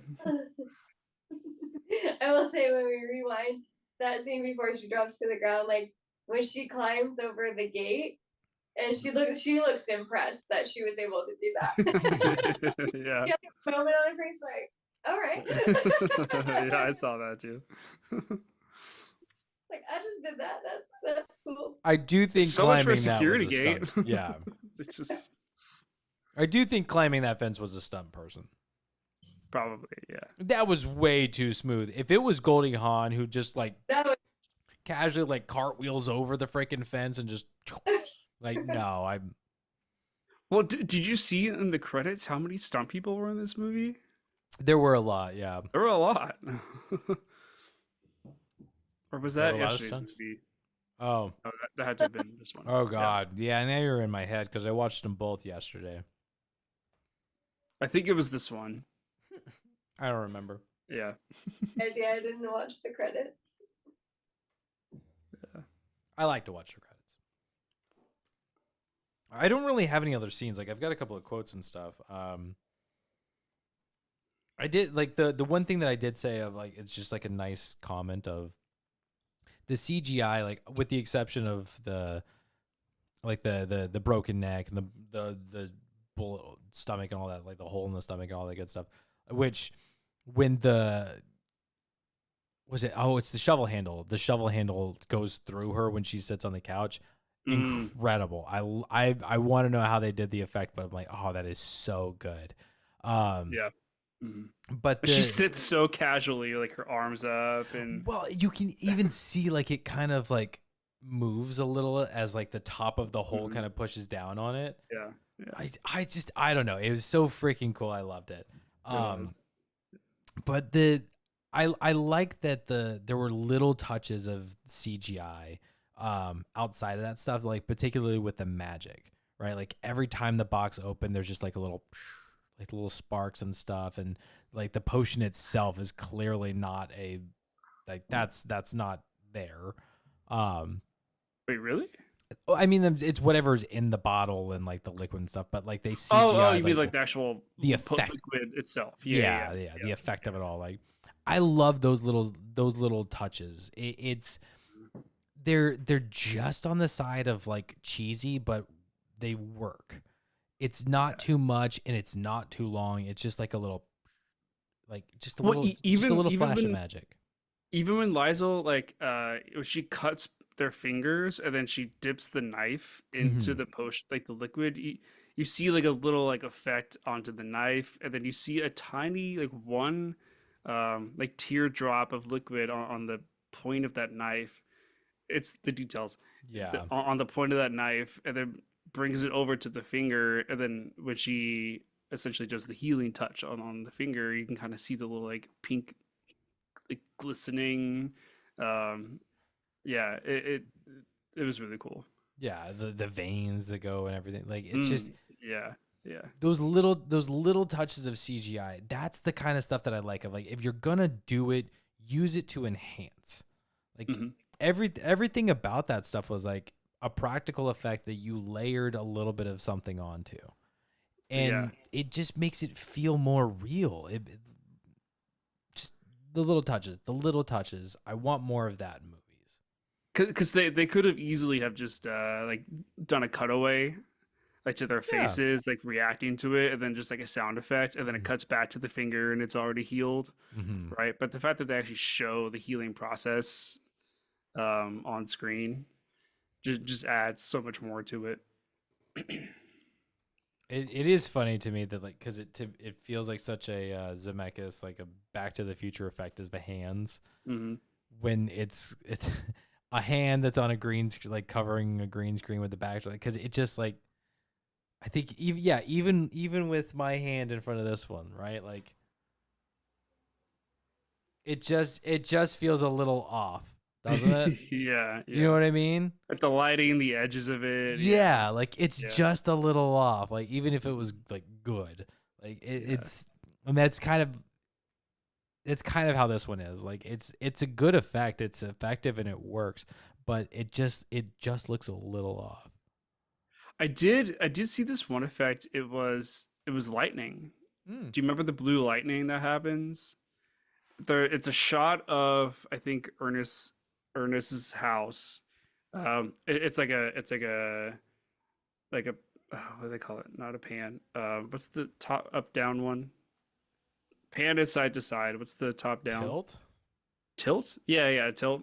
They tilt from the top of the house down, and then you see like two blue lightning strikes on the top of the house, and then it goes down. It's very quick, but I was like, that lightning looks like the exact same lightning from Back to the Future. Probably was. Yeah. But yeah, Good. Yeah. I don't specifically remember that because I think there was at the end too when Ernest is caught on the roof. I think they have a lightning during that scene too.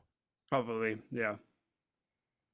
But But it was just so blue. Like lightning is not blue like that. It's like a white silver kind of color.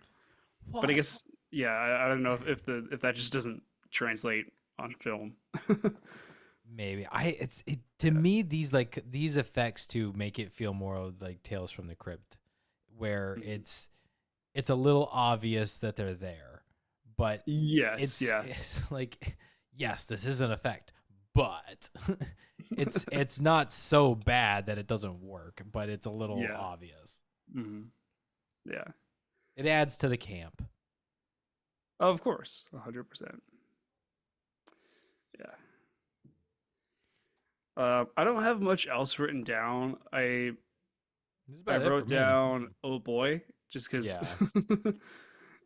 Ernest says "oh boy" a lot, and I don't know if that was part of the script or if that was just kind of Bruce Willis improvising a little bit, or Oh, like just adding more to the character. But that is uh, definitely in the script, but is his it his okay? his deliveries of the oh boy were fantastic. Yeah, they were so good. Oh boy. Oh boy. Oh boy. Like yeah, just I love that that became a catchphrase. Yeah. Um. Oh, I have a quote. I've got that's pretty much I've got quotes and like one thing. Okay. It's like an observation, really. Yeah. Trying to think if there's any other scenes.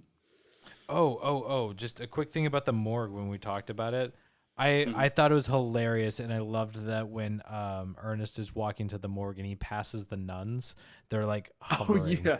Oh yeah. It's so funny. I don't know why that is so funny to me, but like certain characters, particularly nuns, when they just have like this floating effect to them, it's so funny to me. They're just moving in unison, but they have no step. Yeah. Yeah.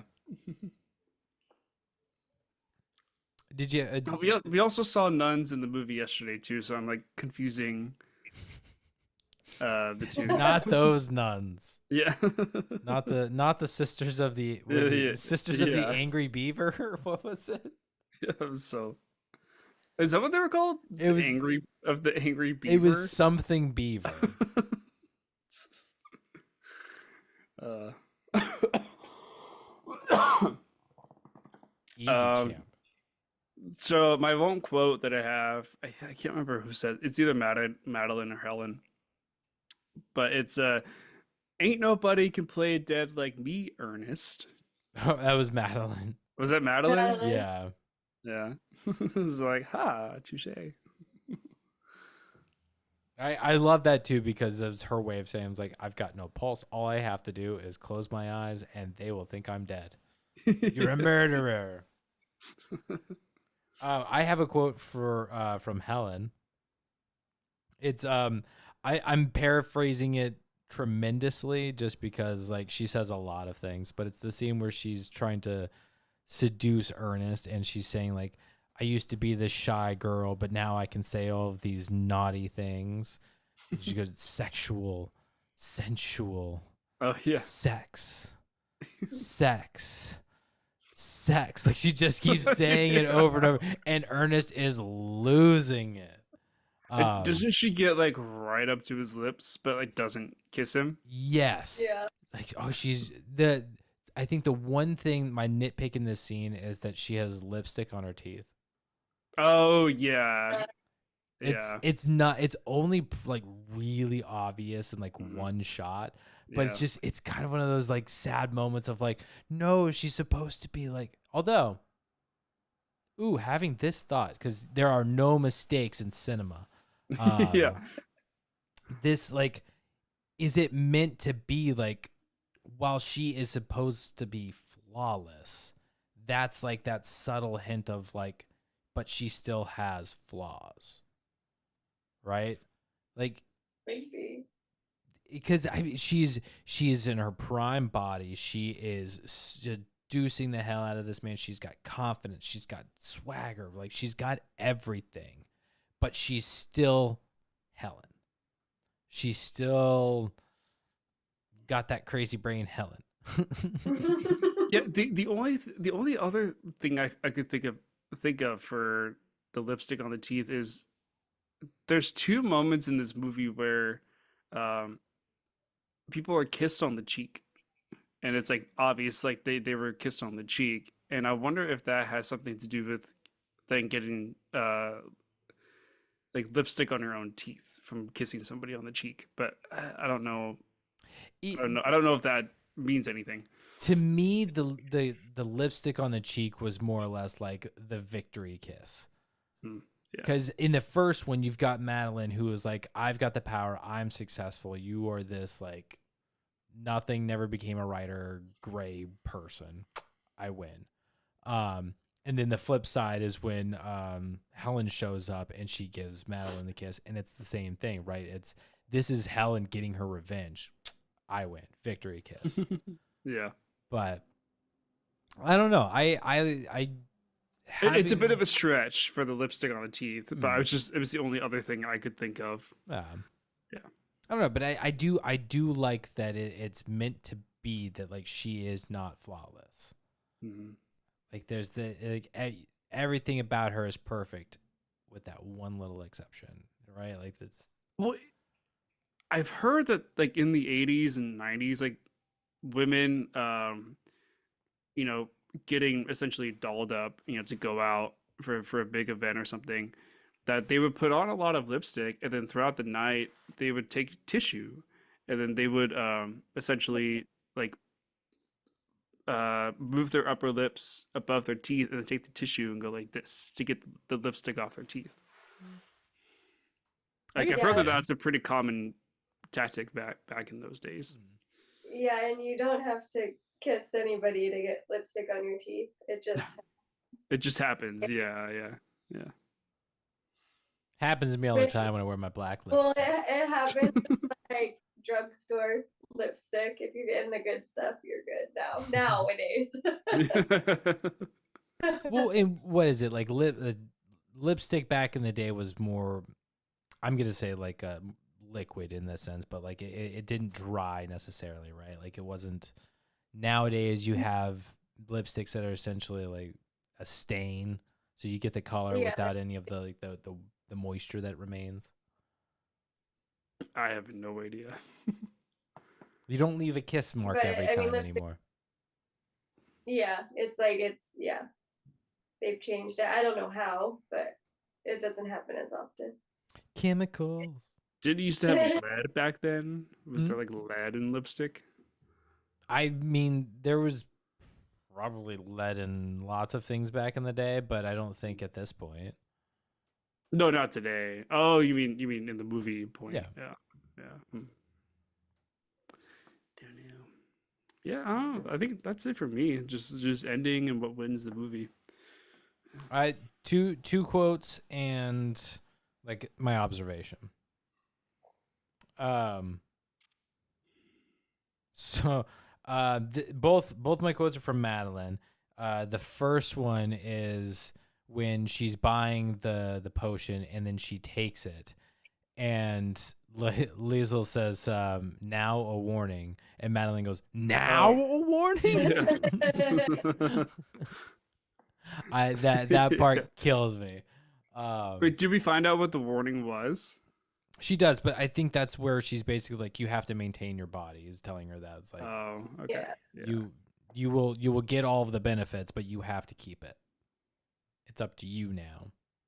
She doesn't do a good job. She falls down the stairs. Like an hour later. Which leads me to my next quote, also from Madeline, when she realizes her head is on backwards. I can see my ass. Wait, I feel like you said that earlier with I was like, isn't that with that show? It's from Spaceballs. From Spaceballs, yeah. Do you think they were making a Spaceballs reference? Possibly. Yeah. I mean, I wouldn't put it past them. But my observation, when Liesl is calling out for her henchmen, essentially is what I'll call them. She says all of their names, and I immediately marked this, mostly because I watched Third Rock from the Sun, and I know that they did a very similar thing for a very similar reason. But did you guys catch what her henchmen were named? Isn't it like Dick, Tom, and Harry? Yes. Yeah. Dick, Tom, and Harry. Like, you guys are familiar with those names? Yeah, but I don't know why. Like, it's just, I know those three names are put together, but I don't know where from. It's like, it's the everyman, every Tom, Dick, and Harry. Yeah, that's it. Okay, yeah. Every Tom, Dick, and Harry. I thought that was hilarious that they named her henchmen essentially just like the most basic of names. Every Tom, Dick, and Harry. Like, these are just average dudes. Like, that's that's the level of power she's got, right? Like these are gorgeous guys, but nope, they're just every Tom, Dick, and Harry. But that's it. So I think we're at who won the movie. I'm sorry.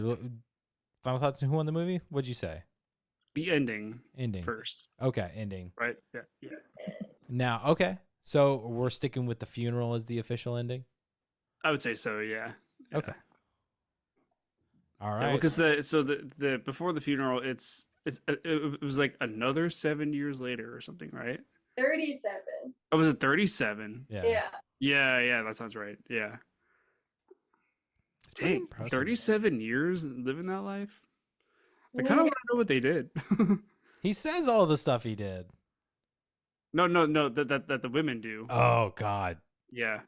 So sad. Like, by the way that we see. So sad. Do you think we could have got a montage? I don't think we want one. If they were to do a montage, it would have to be like a mid-credit scenes, like kind of a thing where. Oh, for sure. Like, yeah. You can't have that within the main story because 100%. you don't want that. However, if it was just kind of like Polaroid pictures and stuff of just like falling down, of like showing what these women were doing and like the random parts, like shopping at like doing everyday things, but then like strangling each other or whatever, like walking down the street and then like getting their head knocked off by a ladder or something. Or they're like ordering McDonald's in the store, and you would never eat McDonald's. These women. Whatever. You gotta know the characters, man. Come on. They're at Barney's. Oh, yeah. They're at Barney's, and a crazy like cart of hangers just comes crashing down from like the second floor or whatever, right, from the warehouse, and it just splat. Just like the Wicked Witch from the East, just like arms and legs sprawled and just hangers splayed everywhere. It's oh, tragic. you're thinking along the lines of things happening to them rather than them doing something to each other. Yeah, I don't think they're, because I don't think they're gonna fight each other after the first fight. They realize they have to keep each other together. Okay. Although it would be funny to see thinking. them kind of like beating each other up at a certain point just from being frustrated of being together. But yeah, like that's where my mind was. But because you're right, because they kind of form an alliance, afterwards for a little bit. When they lose Ernest, who else is going to keep them together if they fall apart? Yeah. But then, like by year 25, they got to start be like, the older couple that's just constantly bickering. All the time. Yeah. That's where I feel like they're at the very end of this movie. Yeah. Oh, for sure. Yeah. Well, okay. Can we talk about the funeral? Yeah. The fact that they start laughing. Mm. Like, these women are so awful. They show up to this guy's funeral and they're just so bitter and so like just so shitty. In the very back pew, and all black with the black veil and hiding themselves, and they're just laughing and just awful and talking shit.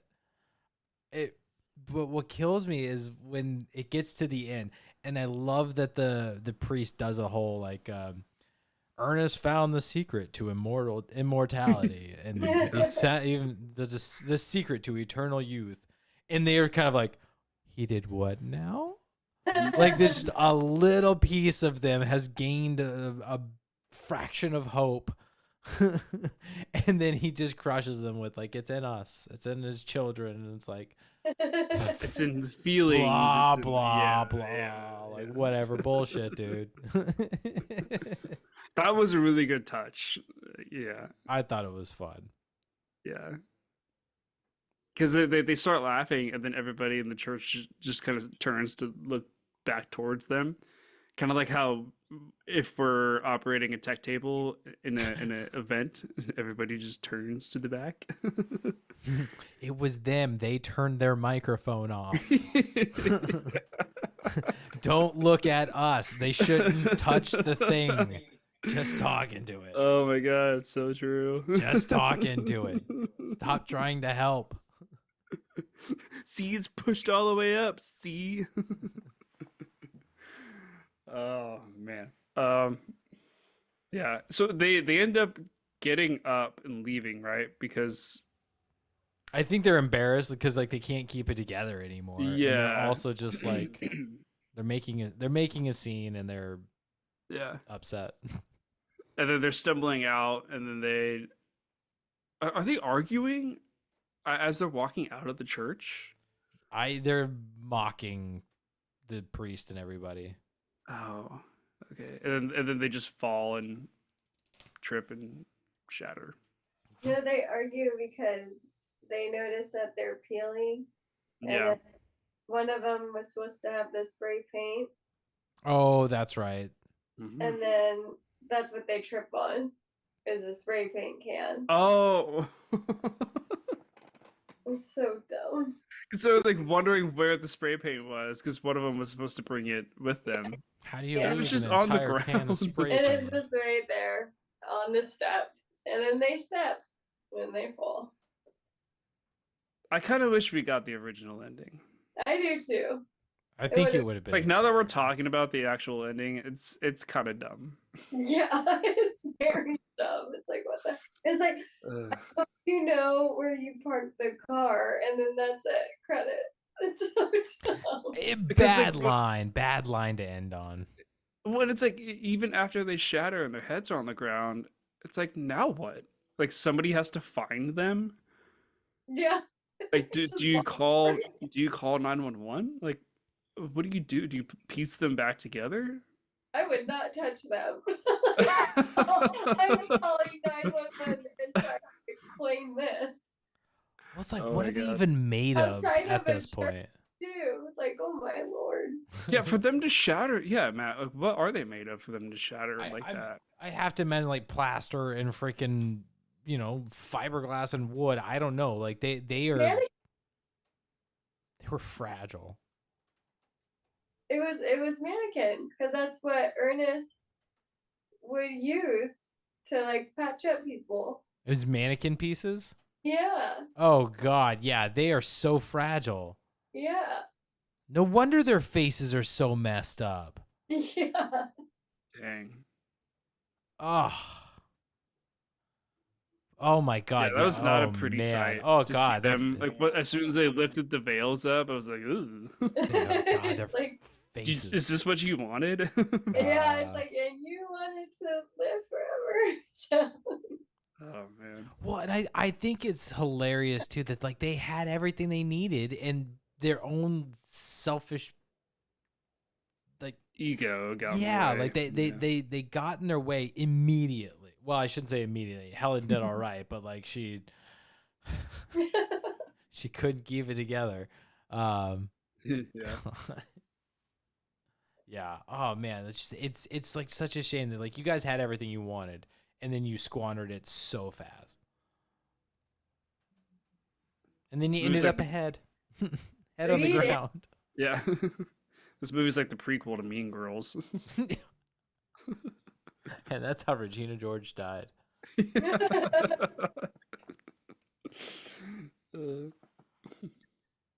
All right. All right. Final thoughts. Who won the movie? Go ahead, Jen. So, final thoughts. I saw the movie, and I don't think I would ever see it again. And I think it's gonna be one of those like, well, if you want to check it out, go for it. Like, it's not gonna ruin your life. It's not like Risky Business, nothing like that. Like, that was torturous. This is like, all right, if you have to put on a brave face and watch it, then do it. But I have to say, who wins it for me is definitely Meryl, especially hearing how she didn't even want to do it. Like, she didn't enjoy it. It wasn't her cup of tea, and yet the performance that she still gave us, it just shows like how good of an actress she is. So she wins it. And that surprises me because I would have thought I'd give it to the lady potion seller. Okay. Forget it. Liesel. Liesel, yeah. Liesel, yeah. Yeah.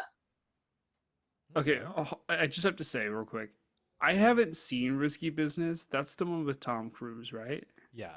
Yeah. That's the one with the iconic just take those old records off the shelf where he Oh, slides with like the in. sliding across. Yeah, Yeah. because we talked about that. Yeah. So Yeah. I thought I'm that but at -5. was like a worldly, well liked movie. A lot Oh, of it people is. love it, yeah. Yeah, Wait, it so was. you didn't like it, Jen? No. Oh, okay. I was like so confused. I was like, I know I haven't seen it, but like, do most people not like it? No, just me. Don't you Uh, can't follow my lead. you're not most people. Is that what you're saying? Yeah, just yeah.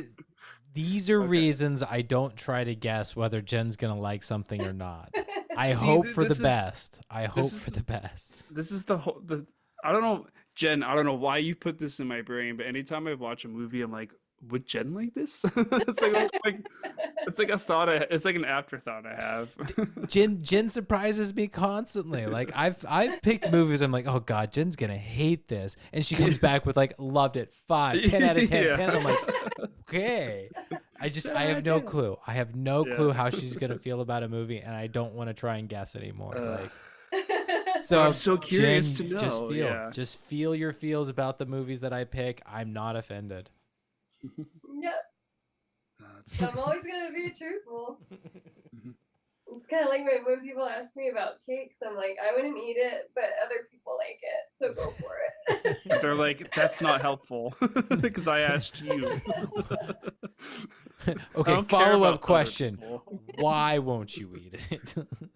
Yeah, there you go. Is it unsanitary? Is it unhealthy? Why aren't you eating it? Does it just taste like shit? Like Yeah. Think it's just bad? What is it? I'm referring to our tres leches. Have you guys had tres leches? Treleche? Yeah, three Tres milk leches? cake? Yeah. Yeah, free milk cake. I don't like it, but it sells like crazy. Yeah, Mm. yeah. But not I a- think it's disgusting. It's like sloppy, wet cake. Mm. So gross. I'm not a huge fan of it, but like I do like the flavors. For me, it's a great one of like if you get a nice tres leches with like a good coffee, like that's a good mix. Hmm. And it's like I just take cake and dunk it in milk. Like it's gross. That's just me though. I still like is it 7-layer red velvet cake? 6 layers? I can't remember how many it is. What? At Safeway? At Safeway, it's the slices. You guys don't do like a full cake. Oh, Oh. the colossal slice. Yeah. Oh, okay. I haven't tried the red velvet one. Oh, I love it. I love it. It's always funny to me because I mean I don't know the process for how you guys make the cakes and all that stuff, but because it's so We many. don't. Well, It's free. whoever makes the cakes, not a big deal. But like, you can always see like the layers are super uneven. So like, it always ends up being like the same size cake, but it's just like you'll see like random. Okay, there's a bunch of cream cheese frosting on this one, not a lot of cake. Okay, that's got a good. So I will like pick and choose of what I have available. Like, okay, that's a good balance of cake and frosting. That's the one. What's my cake to frosting ratio? It all that I'm tastes the feeling same. Today? Yeah. It all tastes the same, but I go for like that's the most uniform. I want it. Yeah, like that's the prettiest cake. Yes. This one makes me feel good. Well, and I say that, but I will also like, size does matter. Is it the biggest slice? Because it's all the same price. I want the biggest slice. Yeah. I want the biggest slice that looks the most uniform. That's the one. Okay, I'll get 2. All right. So who wins the movie for me?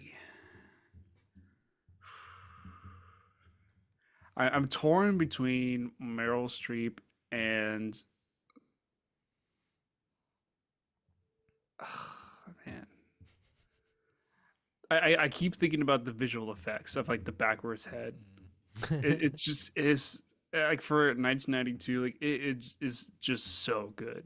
It's so good.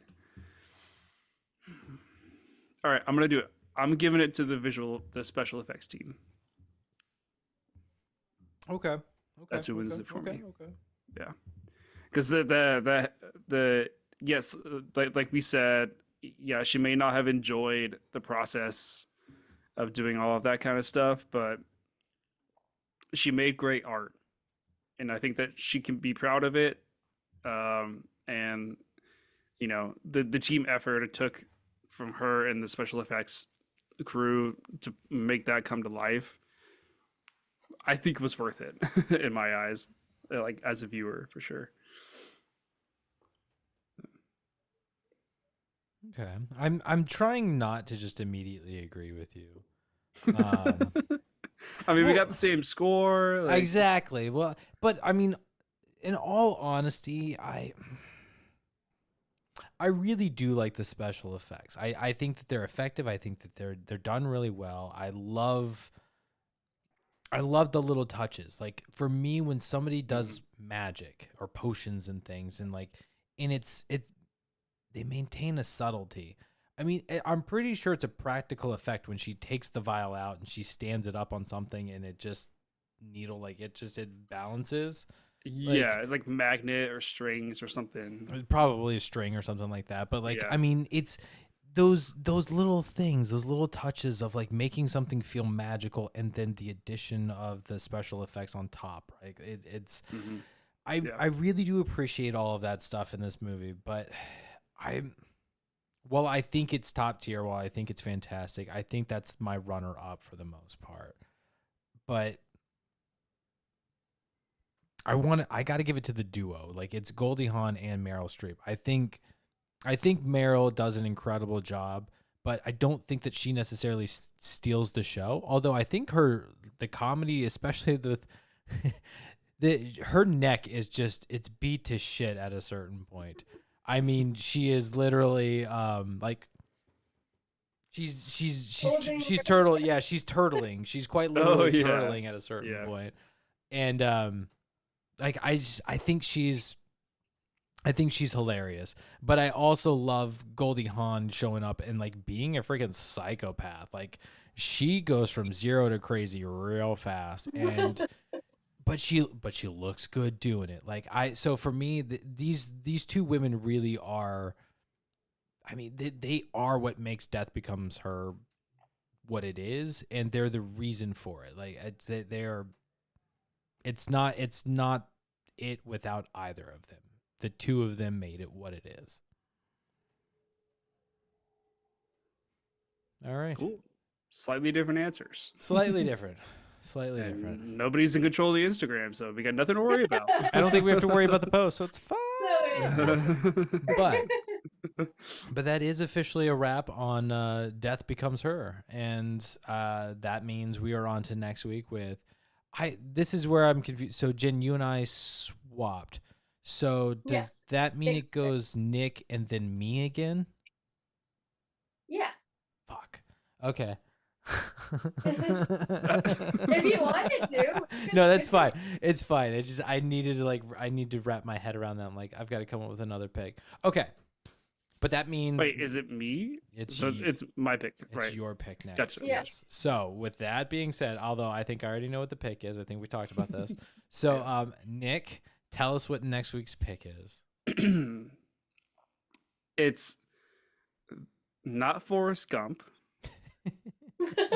Okay. It's the Running Man. That didn't come out right. You should have just said Running Man. Yeah. It's the other Running Man. I should have said it. I should have Man. said it's Arnold Schwarzenegger who is running this time or something. Missed opportunity. You did not nail it. Yeah, whatever. It's okay. Where's my womp? You want the womp? There you go. I deserve it. Womp womp. Really are you talking about? Well, I said the title. Oh, is it? So it's an Arnold Schwarzenegger movie. We're back on the Arnold train. Back on the A train, boys and Back on the A girls. train, baby.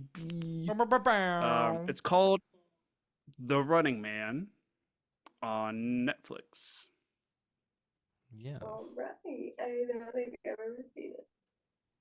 Yeah, this is a new one from B2, so yeah, should be Same Z's.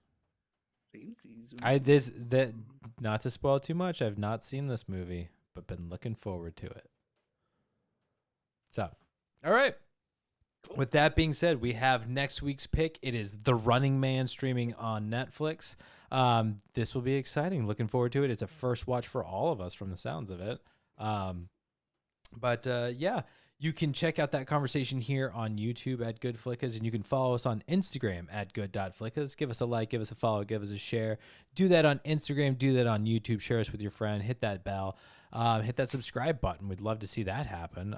But you can also send us an email at goodflickas2020@gmail.com. Let us know how we're doing. Give us some advice. And, if you got nothing nice to say, do it on Instagram. We don't really read that stuff. It's all good.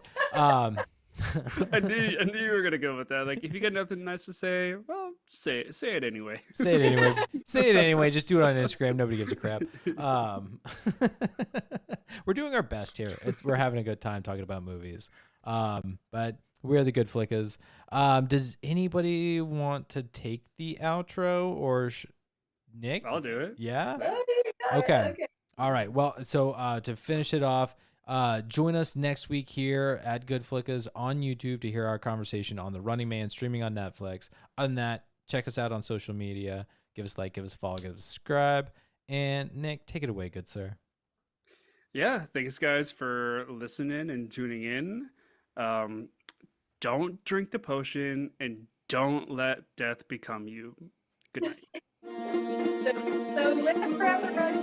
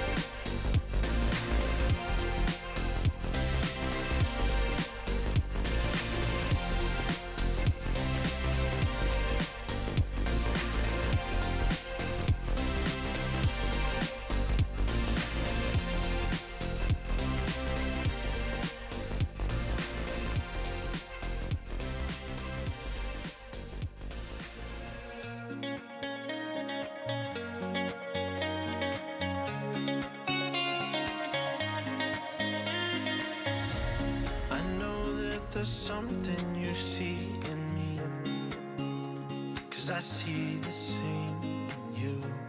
I know that there's more than meets the eye, 'cause you light up my world tonight.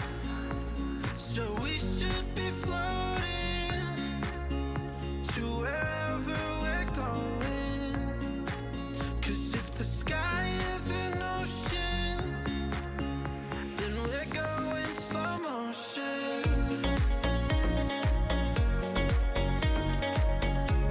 Then we're going slow motion.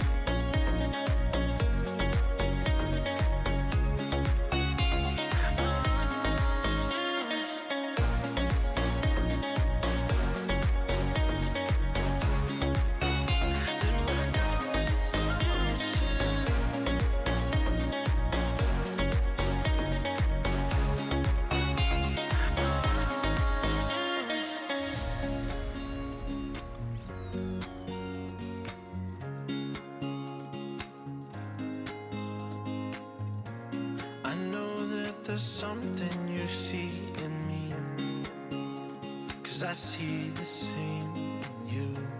I know that there's more than meets the eye, 'cause you light up my world tonight. So we should be floating to wherever we're going, 'cause if the sky